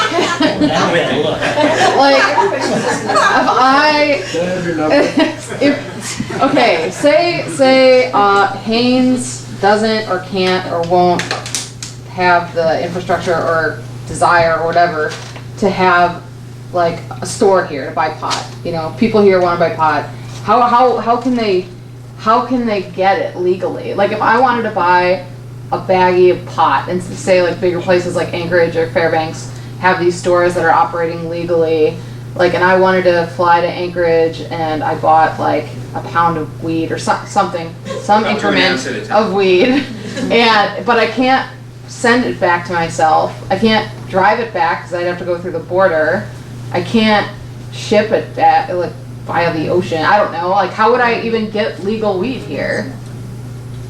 Let me just say, in Oregon, they're not searching your bag for that. The Portland airport. Okay. Right? I went to law school in Portland, and Oregon is Multnomah County to me. But at the Portland airport, that's something that's, that's what's happening. I know, yeah, I think that's... there's been sort of this airport by airport decision on that. The Portland airport has said, we're not searching for weed, but if you had weed, if your ticket said you were flying in state, we're gonna let you carry that on our plane in state. They've said that out loud. The Denver airport has said, and so has the Seattle airport. Has anyone in Alaska said that? No airport in Alaska has said yet, have they? No, but I can't let you rely on this information, but I don't think that you would face prosecution, because unless you were taking a large amount of marijuana, the feds don't care about you. And the state is just going to, it's there, you can throw it out if you want to get on the plane. Maybe they'll let you, take it back to your car or something. But I think that little planes will, I met with the Air Carriers Association just to talk to them about some of these issues. And, when there's these smaller carriers that don't want marijuana on their plane, I mean, the thing is if you have an ounce, it's legal. And if they call the troopers now have a policy that, they got suckered one time by one pilot and they stopped being suckered. They're not going to let the pilot hand them the marijuana because they're not filing a criminal case. they're not gonna know what to do with the marijuana once they have it. All their protocols are for collecting evidence with a criminal case, so. So it's like technically illegal, but no one's going to bust me for it? No, it's not, it's not. I mean, here's the thing, it's legal for you to possess that ounce of marijuana. If the airline says they don't want it on their plane, they're gonna give you some choices, I think, about what to do with it. They're gonna let you go put it in your car, give it to your friend, just like when you're gonna take a knife on the plane, right? Right. The only thing they're not gonna have to do is a little station where you can mail it to yourself, you know, because they can't. But, you know, other than that, it's kind of like that. And there is a section of the regulations, if you go look at it, go see what you think of it. It's kind of new. It's in the waste disposal section in Article 7, and it's called found or surrendered marijuana. Kind of specifically has to do with that airport scenario that gives them some guidance about what they can do with it. Because truly, if they call the troopers will not take it from them. And that's what they're worried about, you know. And so, so anyway, that's an issue. And the airport just hasn't weighed in, and we don't know if they will. I mean, this is hard for everybody. You know, it's new for everybody. Thank you. If a government, a local government like the Hanesboro doesn't want to opt out, is not doing anything mean that they're in? Want it? That's true, don't you? Well- And unless you opt out. Yeah, but you'll just saying that we're surrendering to our benevolent state overlords.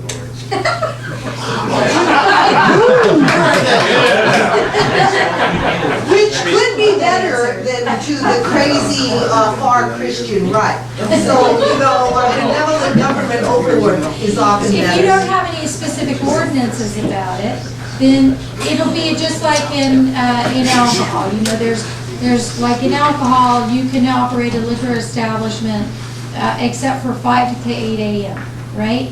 And then some localities have come in and said, hey, in our town, we'd appreciate it if you close at 2 a.m., okay? And so they make a little bit stricter regulations. That's what 1738 permits you to do. And if your local government doesn't do any of that, then you'll be in the outside edges, which are the state regulations. I think that's what he means by benevolent, right? Yeah, you're just not, You're not stricting it up right. from whatever the state rules are. Dean, we'll get to you in a second. So from a practical matter, for these small towns, there would need to be a licensed grower and a licensed tester that would then provide to a licensed retailer. And if those three things aren't all available and working in the community, then the end. tester has to be separate Right. under the regulations, but everybody else can stack up. But given all these transportation dilemmas for Southeast and these communities, you really need to have all of those elements of the community to end up with a retailer who can then sell legally to a consumer. Yes. That's accurate. Yeah. But you can be all those except the tester. Correct. Which is one of the beautiful things of not having this medical versus recreational split is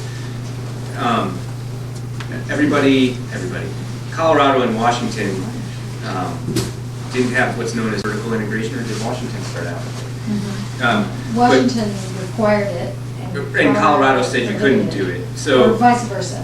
you've got the flexibility to at least structure your business to go from pot to table. So what does Alaska say, yes or no on the integration? Yes, if you want, but no if you don't. Dean, I said I'd get to you. She mentioned 1738 a couple of times, and in 1738, 30620, the procedure for local option elections. From what I'm gathering from this, and it goes on to say that, you know, Haines voted it in 63%, but that doesn't always mean our governing body goes with what the people want. And I'm seeing that we can vote this and kind of change it to how we see fit if we don't agree with how they. Are you looking at 110, 1738, 110? Yeah. And then it goes on you know, on the authority of 306-260, if a majority of the voters under 3AAC vote to prohibit the sale of marijuana products except by the municipality or the operation of an establishment except marijuana establishments operated by the municipality, then, see, I think basically what they're saying is that even though all this stuff is expensive, our municipality is pretty much known for writing $100,000 checks for things that we don't necessarily think is cool. And I think it would be an investment in this community if we did it on a municipality level. It is election night.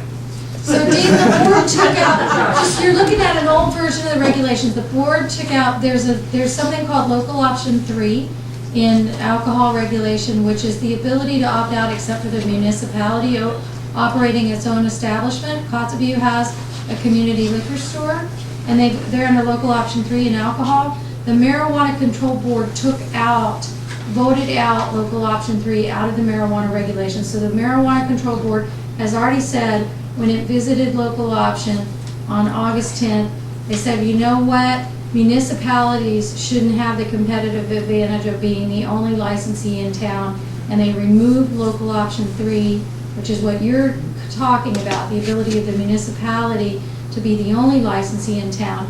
They did keep a section in where a municipality could apply for a license, just like anybody else, but they took out the option of the voters voting to have what's called a control state within your municipality, where the municipality is the only retailer or whatever of marijuana in the municipality. So you're looking at an old version there. So I encourage you to go look at the copy that's up, that went up on the website, that says regulations, all articles 1 through 9. That's after the board has visited each article and changed some of the policies. Go see what they did. Can you ask Kyle if there's any scenario he can envision where he would actually consider any of these businesses as a fundable idea? Good question. So, it's probably an additional challenge to the industry in general is I guess the relationship between the business owner and the bank is going to look a lot different than it would in like a traditional environment. In other words, since banks operate under federal law and it remains illegal, most banking services will not be possible to give or extend to the marijuana industry. There are certain ways to circumvent some of the things. Like, for example, you may not be able to have a deposit account relationship with the bank, but you could funnel your money through an ATM that you own yourself instead, so as long as it kind of changes hands at some point.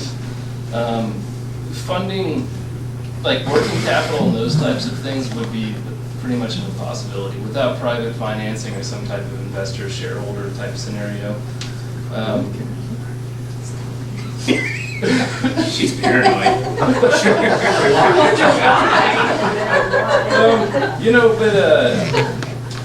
When it comes to like actual like real estate financing, you couldn't finance pot grower X or retail company X, but if they rented from a real estate holding company, you could. It's not necessarily that banks don't want to finance the industry; it's just that we can't. Cap, can you talk about FinCEN? I was just going to say, there's a FinCEN. The merchant services? No, FinCEN. The memo, the FinCEN memo. Have you read that? I haven't actually. Go ahead. So that, and just like there's the Cole memo on the criminal side, there's the FinCEN memo came out from the federal government to banks that said, you could bank this industry if, it's kind of like the Cole memo, you can legalize marijuana in your state if. And the ifs on the FinCEN memo require the banks to gather a lot of information on depositors that banks don't traditionally gather. And so that has made the banks hinky about it, because to them it looks like a trick by the feds or something to that extent. So I hear from our banking director. We do have the Bankings and Securities Division of the Department of Commerce, and we have a director in that division, Kevin Ansel. She is very passionate about trying to get this industry banked. She has been working since November 4th behind the scenes, working with anybody and everybody that'll talk to her, taking that memo around, looking at state-owned banks, trying to think of a banking solution. She very much wants a banking solution for this industry. I think in March, it was early spring, just before my child was born, my brain went to mush. There was an Oregon bank that announced that it was going to finance the industry, and everybody was hot. It was awesome. 2 days later, they're like, just kidding. I mean, you don't get that kind of turnaround without letters from the federal government being like, I dare you. I mean, it's money. And people who control money are in control. When Obama was here, someone said, are you going to talk to President Obama about marijuana? And I said, I don't think I'm going to get to talk to President Obama. But if I could, if I had 2 seconds with him, I'd say, could you please solve the banking problem? Because I believe that, you know, right now, as big as the other federal problems are, that's one of the biggest problems. Take it off Schedule 1. And I was just wondering about CBAB, but, you know, are state-owned, are they a possibility? Go ahead. Why not take a state bank that doesn't have to be federally? Commercial fishing, agriculture. Well, I think Kevin's looked at our state banks, and I'd have to ask her what the issues are, but what I can tell you is she's very motivated. She sends me something about once a week with ideas, so she's fully exploring ideas, and she's very responsive. If anybody knows particular details about the financial industry that I'm not familiar with, feel free to, contact her, and I'm sure you'll get a response. She's very responsive. Who is that? Her name is Kevin, like a guy, Anselm, but she's a very nice lady who's the director of the State Banking and Securities Division. There's a credit union in Colorado, I believe, or at least there's an association in Colorado that has been doing everything the right way in terms of being very upfront about what they're doing and making sure that they are engaging all of the regulations and submitting their plans to get the kind of FDIC. And if there was, these people get lawyers from industry to back them and submit things and ask, please, please, please. And after months of delay, they finally have recently gotten a rejection letter. And so, that's going to start a process of the lawsuit of challenging the rejection of authorizing this credit union. But that's going to take so long to work its way through the federal court system that you really are so much better off hoping that Lumenauer and other senators from Oregon and Colorado, that they're going to make headway on a federal level. But there's federal legislation. I think there's bills that it's been proposed, and it's a big deal to have it be proposed. But I still don't know that anybody's taking it seriously at the federal level. Could this machine in Anchorage, I assume they can make another machine, right? There's a lot of people who make a machine. Could each of these little towns in the southeast all put some money in and it just travels? That is a good question for Southeast Conference. Well, Has anybody here from Southeast Conference? So if you were doing that, though, my initial read of the regulations in their current form is that you still need to have a marijuana testing facility license in each community that it's going to. So you can't just have this super sweet bus. Well, but one idea that came up in the board meeting that I don't think is necessarily lawful under the regulations is if the machine was brought into the place for the marijuana to be tested. In other words, if the machine is on a licensed premises. Do you see what I mean? On a machine testing facility? No, Licensed the premises? machine A is local brought on to- mammogram unit. The machine is brought on to the cultivation licensed premises. The machine is brought on to the production manufacturing licensed premises. The testing occurs on a licensed premises. Everybody has all the necessary privileges. And so that came up during the last board meeting, and when we looked and looked, we couldn't find any reason why that wouldn't be permitted under the regulations. Yeah, the point is to get it tested. Why have a facility set up for it if I mean, the end result is to have it tested anyway. If the machine is being I'm brought with you. in, if it's brought into the facility that's requesting the testing or multiple facility, as long as it met all the rules about where the marijuana being where it's permitted to be, people handling it, being permitted to handle it. The conclusion of the board was nothing in the regulations would prohibit the testing equipment from being brought onto the licensed premises to test the marijuana there. So that's probably the most likely scenario for down here. Seems like it. I mean,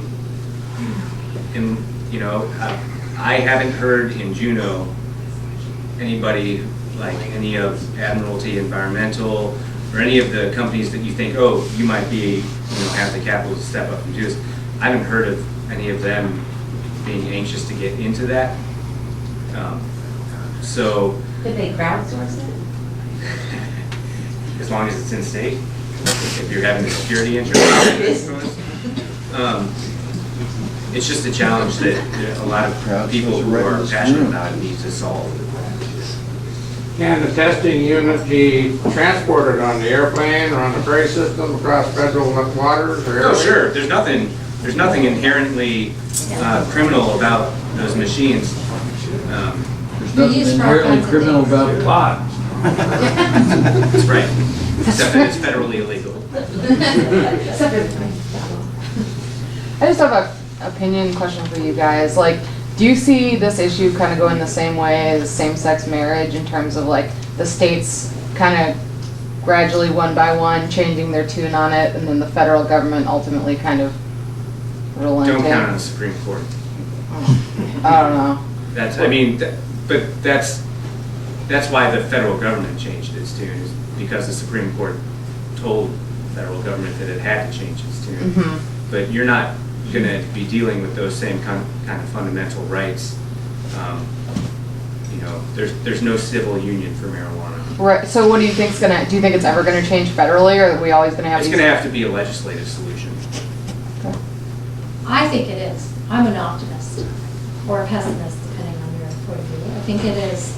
I think that it will change federally. There's already bills to move it down the federal controlled substances schedule. That may be the way that it happens legislatively, is to take it out of Schedule 1 and bring it down to a different schedule.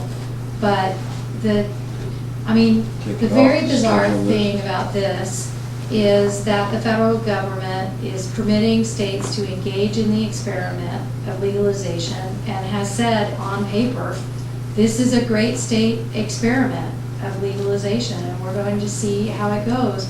And for the most part, in the states where it's gotten going and where it's available to any adult over 21, for the most part, it's hard to point to things, to very many things that have gone terribly wrong. I mean, there's been hiccups and there's been issues and there's been problems, and we could talk about those all night long. But for the most part, the federal government seems to be permitting this to go on and is definitely seeing that these things are going on ballot measures, that more and more states are legalizing medical marijuana, and there hasn't been a great move by them to stop or curtail it. There's been, a few here and there, but not a huge move. So I think whoever spoke at the beginning, that said, they clearly deprioritized it for something in the criminal arena. But Kevin and I are criminal lawyers by nature. It's unusual. And I think that when you see something like the Texas legislature taking it up, did you read that? I mean, that's huge. Texas is not a state that you would think would be an early adopter. And it says a lot about what has happened just very rapidly. So in the sense that you're describing something that felt like a little kind of a chip and then everything falling away very rapidly, I would say there's a great possibility that that's how this thing could go. But we'd have to have a time machine to know. A lot of it really is, as unfortunate and hard as it is for someone in Alaska to say, it's going to depend on what happens in California. Because as California goes, so goes the nation on a lot of things, and this one is not going to be any different. Their economy is huge, and Out of water. they are out of water. And, you know, that's another consideration. And the growers don't want it legal? Well, the community in California is deeply divided. I mean, the medical marijuana community in itself in California is deeply divided. The legislature there, I believe, just got a framework for a medical marijuana industry to exist. That's the legislature, but it's the recreational side of things is what's coming in an initiative. The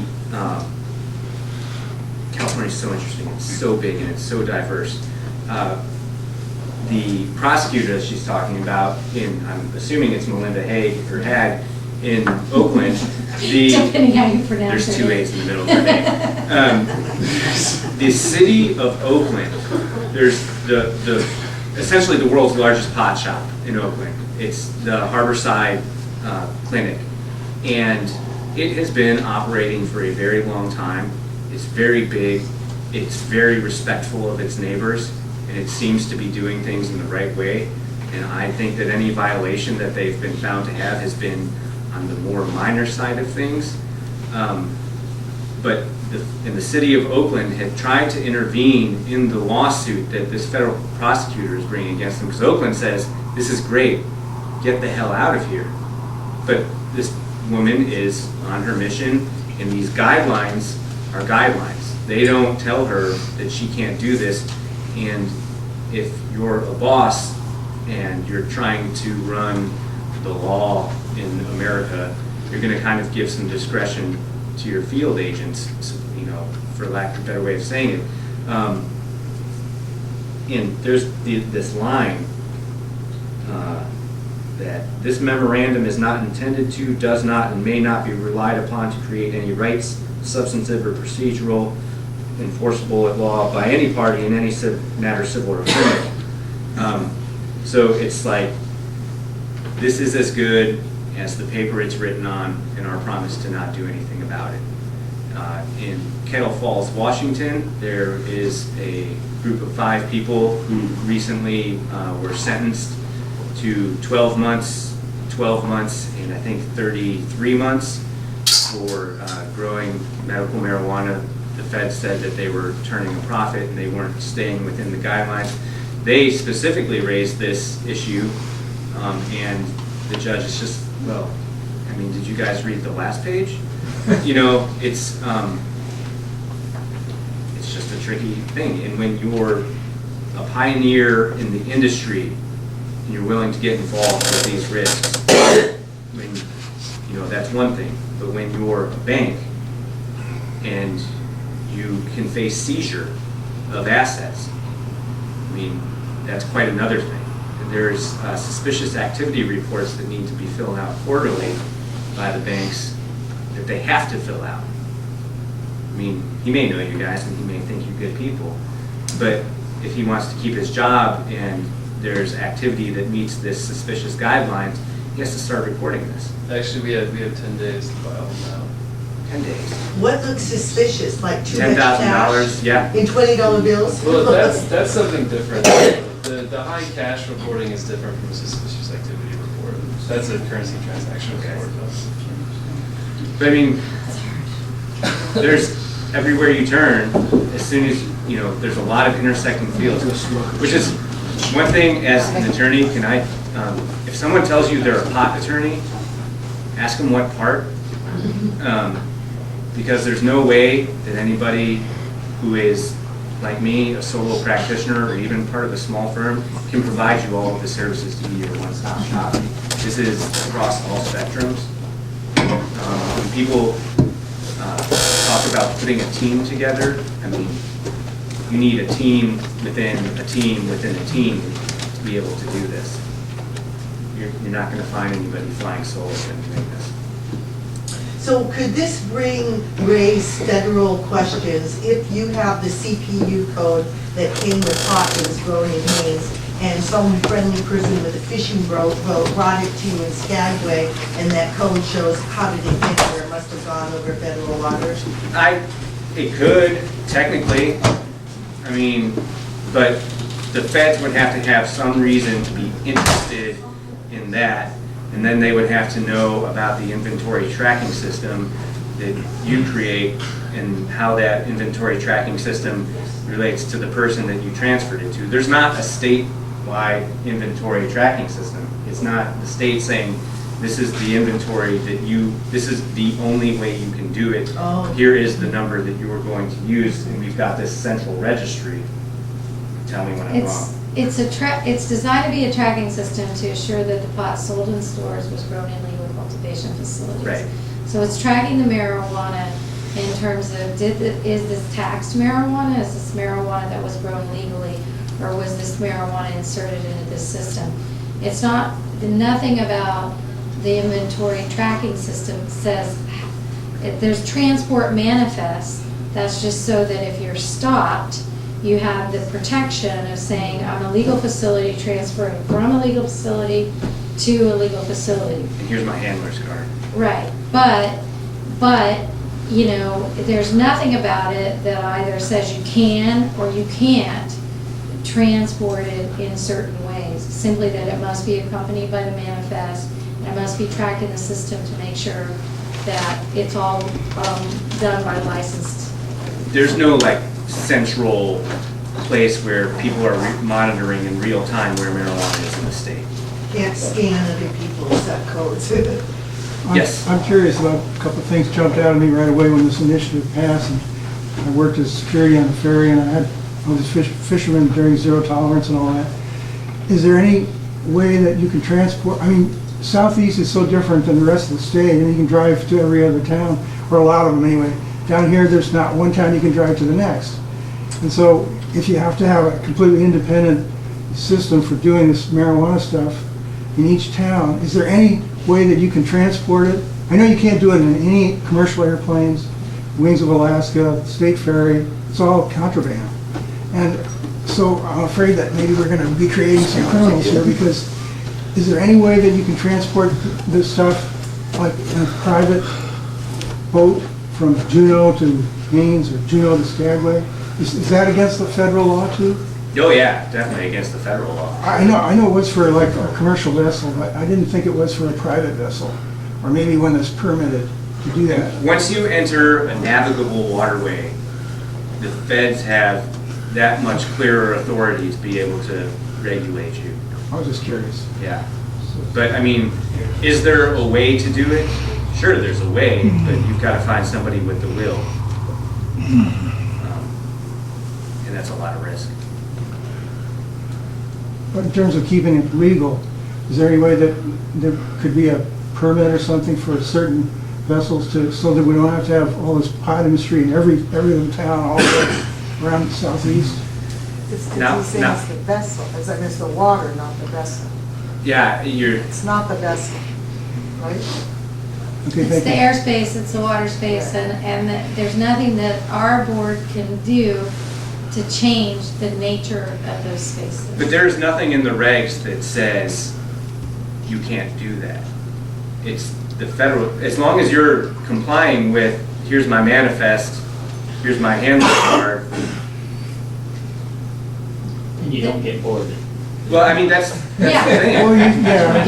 Well, it's just like alcohol with Alaska Airlines. We license Alaska Airlines as common carriers, but as soon as those doors close and they go onto the runway, we no longer have authority. Now they're under federal control. As soon as you step into that navigable waterway, you are now under Department of Homeland Security Coast Guard. We have no authority. So, be very careful. I was just going to comment on what he said, that's all. Okay. Back to Coast Guard. Did you want to comment, or you were just No, saying? along with what you're saying, once you're on a navigable waterway, you're under the jurisdiction of the U.S. Coast Guard, which in this day and age enforces the drug laws. So Right. that's where they got you. Right. I mean, the one saving grace there is that, you know, you're probably, unless you're transporting a really large amount, is probably just looking at seizure and destruction, which, you know, it's just a loss of a couple of $1,000s, whatever. But Then the other there are 5,000 still for thresholds fuel. for federal prosecution that kind of guide that decision making of what they're gonna do. They're certainly gonna seize it, and then they're gonna destroy it. You could say you could seize it for them, and then you could destroy it yourself. I mean, there you go. So essentially you have a Jedi mind trick. You will not take my barrel. This is not the dope you're. I mean, you really, one of the greatest things that ballot measure 2 did, I'm just repeating this, is it created a social space for this conversation to happen. And it took the threat of prosecution for low-level offenses, or for, you know, for an ounce or less off the table in the personal exchange. And that, I mean, that's really a big deal. It's a really big deal because that's what people can do with each other. There is a group of people in Southeast, or in Juneau in particular, who kind of, we get together and talk regularly about this. And one of the sayings is that, and there's sort of, you know, some hippy-dippy spiritual shit that we do with it. But the plant is going to shake this out. You know, the plant's going to reveal people's true motives. And if you're in this for the money, you're going to get caught in money's rules. But if you're in this because it's something that you're passionate about, and it's because it's something that you think has been wrongly demonized, you've got some new freedoms. And for all, you know, there's a lot of people who get frustrated with the process and they get crabby and they storm out of rooms. And you just got to tell them to keep coming back because it works when you work it. You know, you've got to be engaged in this, and you've got to want to find a way to do it, and you've got to be in it for the long haul. And I think, you know, something to remember about the regulations package and about the board is all of the board's authority and enforcement authority is wrapped up in civil law. So, you know, Steve or our enforcement officers are going to be looking for compliance with license requirements, and then the consequences for non-compliance is suspension or removal of the license, right? Or civil fines. And so when you talk about, you know, getting busted or being boarded or, you know, being prosecuted, you know, the Marijuana Control Board is not a prosecuting agency. It's a licensing agency, has the power to give and take away licenses and the power under certain circumstances to impose civil fines, and that's something to remember. So like Kevin says, if you're in on the money part, the consequences of misbehaving are money consequences, right? Or they address your profit motive in whatever you're doing that's violating the rules. Seems to me like the plant, given this testing and the potency thing, it's really not the plant that's the issue as the products that are made from the plant that consolidate THC into a smaller a brownie or a gummy bear or whatever. I mean, Plants have to undergo the testing. I know, but is it really the plant itself that is ever an issue for too strong? Can you grow pot so strong that somebody's gonna jump out the window because they took 2 hits? I don't think so. It seems like to me that it's more those testing things and the potency issues are really more to try and standardize. And I see this in Colorado and Washington. You go to the store, they sell candies, they say they're 5 milligrams, 10 milligrams, 20 milligrams, whatever.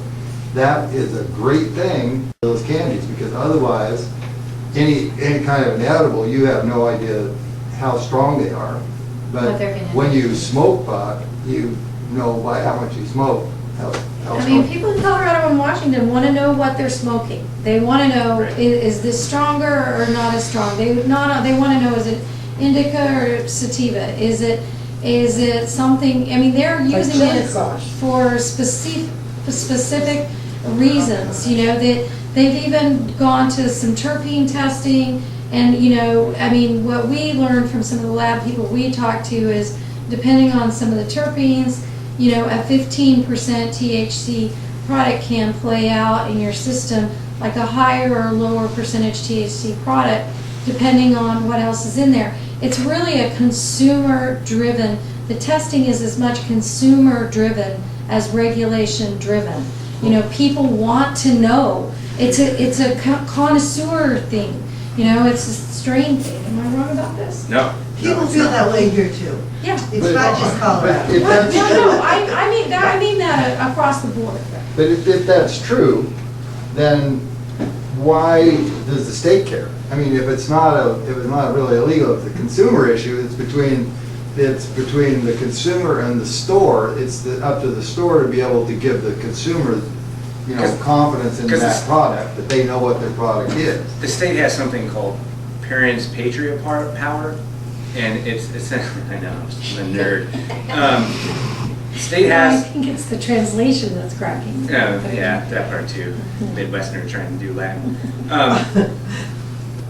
You have the duty, you being the state, to protect your citizens. And when you have concentrates that, or an edible product that varies widely from the product that... What about just forget about the edibles though? I mean, Yeah, flower and bud. So you're saying, why couldn't we just not have any testing on flower and bud? only on edibles. On flower and bud. And so if you were with me in Juneau last session, you would have heard this statement, I think about 125 times. This isn't your granddaddy's marijuana. You know, when back in 1972, when we smoked it was about 2% THC. And this stuff will blow your mind, okay? And so there is, a part of it is because our sister states started out that way. And it's very difficult to draw a line. We have to not only draw a line about why we're going to require it, but also theoretically, if we're not going to require it, we have to have a different explanation for why we wouldn't require it. If consumers want to know what's in the plant and how much THC in the plant, and if part of you know, the federal thing is that we're going to have robust regulations that tell people what they're buying, then how do we justify saying this kind of marijuana, no testing, this kind of marijuana testing? The other reason is that once you start splitting marijuana up and making different rules for different aspects of it, then you really get into an invitation to split off edibles or concentrates and say you can ban those. And we've taken a really strong stance that the definition of marijuana in the initiative is marijuana. And if this marijuana is going to be regulated, we as a regulatory agency cannot split off edibles or concentrates and say, we're just not going to have any of that. We've got marijuana. The voters gave us marijuana, so the rules are going to apply for marijuana. So if we start taking bud and flower and making a completely different set of rules for bud and flower than we make for concentrates, there's some differences, if you read the regulations, then we're on a slippery slope. I've already had probably 4 or 5 big municipality borough attorneys contact me and say, we think as a municipality we can ban edibles, you know, and so, you know, that, watch for that, because that's going to happen. People are going to want to take the parts of the plant that they think are more difficult or less desirable. I mean, we had a lot of legislators in this session say, hey, why can't we just have, you know, granddaddy's marijuana? You know, and we're okay with that. You know, let's just have very low THC bud and flower and say that's what people voted for. But we look at the initiative and the definition of marijuana and say it seems to include everything, right? I know it's not a significant, I mean, maybe your idea is better, but we saw it on the drafting team as a slippery slope to take some forms of the plant that are all part of the same definition and apply different rules to some forms of the plant, because it invites others to do the same in So a way edibles- that might end up where somebody starts suing the state for a de facto repeal of the initiative by banning edibles, for So instance. then, I haven't read the regulations, but maybe you can clarify them, does the edible? So you should read them. I know, but You should read them. does it have to go through, I didn't know they were out until you said They that. just came out yesterday. Do you have, does the edible, processor have to have a testing of the edible after? I mean, is it, the plant gets tested and then the edible gets tested, so those are two testings? Okay. The edible, the product manufacturer knows what he's buying in terms, wouldn't it make sense that he'd want to know? Wouldn't the product manufacturer want to know the potency of the plant that he's buying? Yeah. Right? We want to know what's in our cupcakes, and we don't even know what half that stuff is. Right. Right. I We still know. want to know. I know, well, I know, and spinach isn't tested for E. coli. Well, what You buy about- spinach at the store, you don't know what's been. What about, like I said earlier, you know, if you got a guy that's dumping pesticides on it, who's tested that? I mean, I would be more worried about getting pesticides in my lungs than I would about how much THC is in it. Yep. I mean, I don't care how Yes. much THC is, it's a bud, Yes. you know? Yes, I But agree. if there's And poison on it. if we listed, first of all, I there's the understand how Colorado hard it problem is. that has created a lawsuit where they attempted to list what pesticides could and couldn't be used, okay? We didn't even go there because when we looked at what they had based that on, there wasn't anything really defensible to base it in it. I mean, they were Smoking very poison like generic pesticides. And so then, when we look at the cost of testing, we have this little section in our statute that says, none of these regulations can be unreasonably impractical. And if we say you can't put X pesticide on it, then we have to enforce that, right? We make it our duty to enforce that you don't put X pesticide on it. Well, that Well, how do means we we're know if they smoking it did it? though, right? How do we know if they did it? Well, then we test for it. And how much does that test cost? $10,000 per test.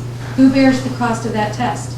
We don't have the money to bear the cost of that test. When we put the cost of that test on the licensee, on top of all of the other tremendous challenges that they have, maybe we're in unreasonably impractical land. When you go into Fred Meyer's and you buy a lettuce or you buy everything for your salad, do you see any indication on there of what pesticide was used or any assurances that X pesticide was or wasn't used? And everybody knows wash your plants, and strawberries are some of the most susceptible to pesticides. Maybe they all have pesticides on them. So we have a lot of examples in the marketplace of consumer goods that aren't tested for these things. And by creating testing, you know, you create what you're talking about, the assumption and desire that's been tested for the most nasty things. But what we did do, if you go look at the labeling section, is we did say, if you've used pesticides, you should put on the label what pesticides you've used.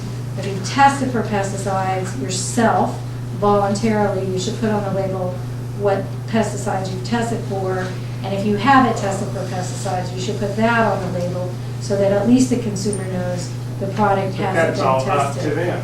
But I think the Yes, I retail know. market would be like this, I would market that this is organic, or it was used with Not fish organic. oil, not organic, but you know, that was fertilized with fish oil, or I think most stores will take it. I It's don't- very hard, you know. it's very hard. I mean, we would, you know, I mean, as a consumer, it would be great to have that. As a regulator, to require it at this time with these resources appears to border on to the prohibition against being unreasonably impractical. Wow, we've driven almost everybody out of the room. We should just call it, don't you think? 9 o'clock. Yeah, all right. Thank you for having us.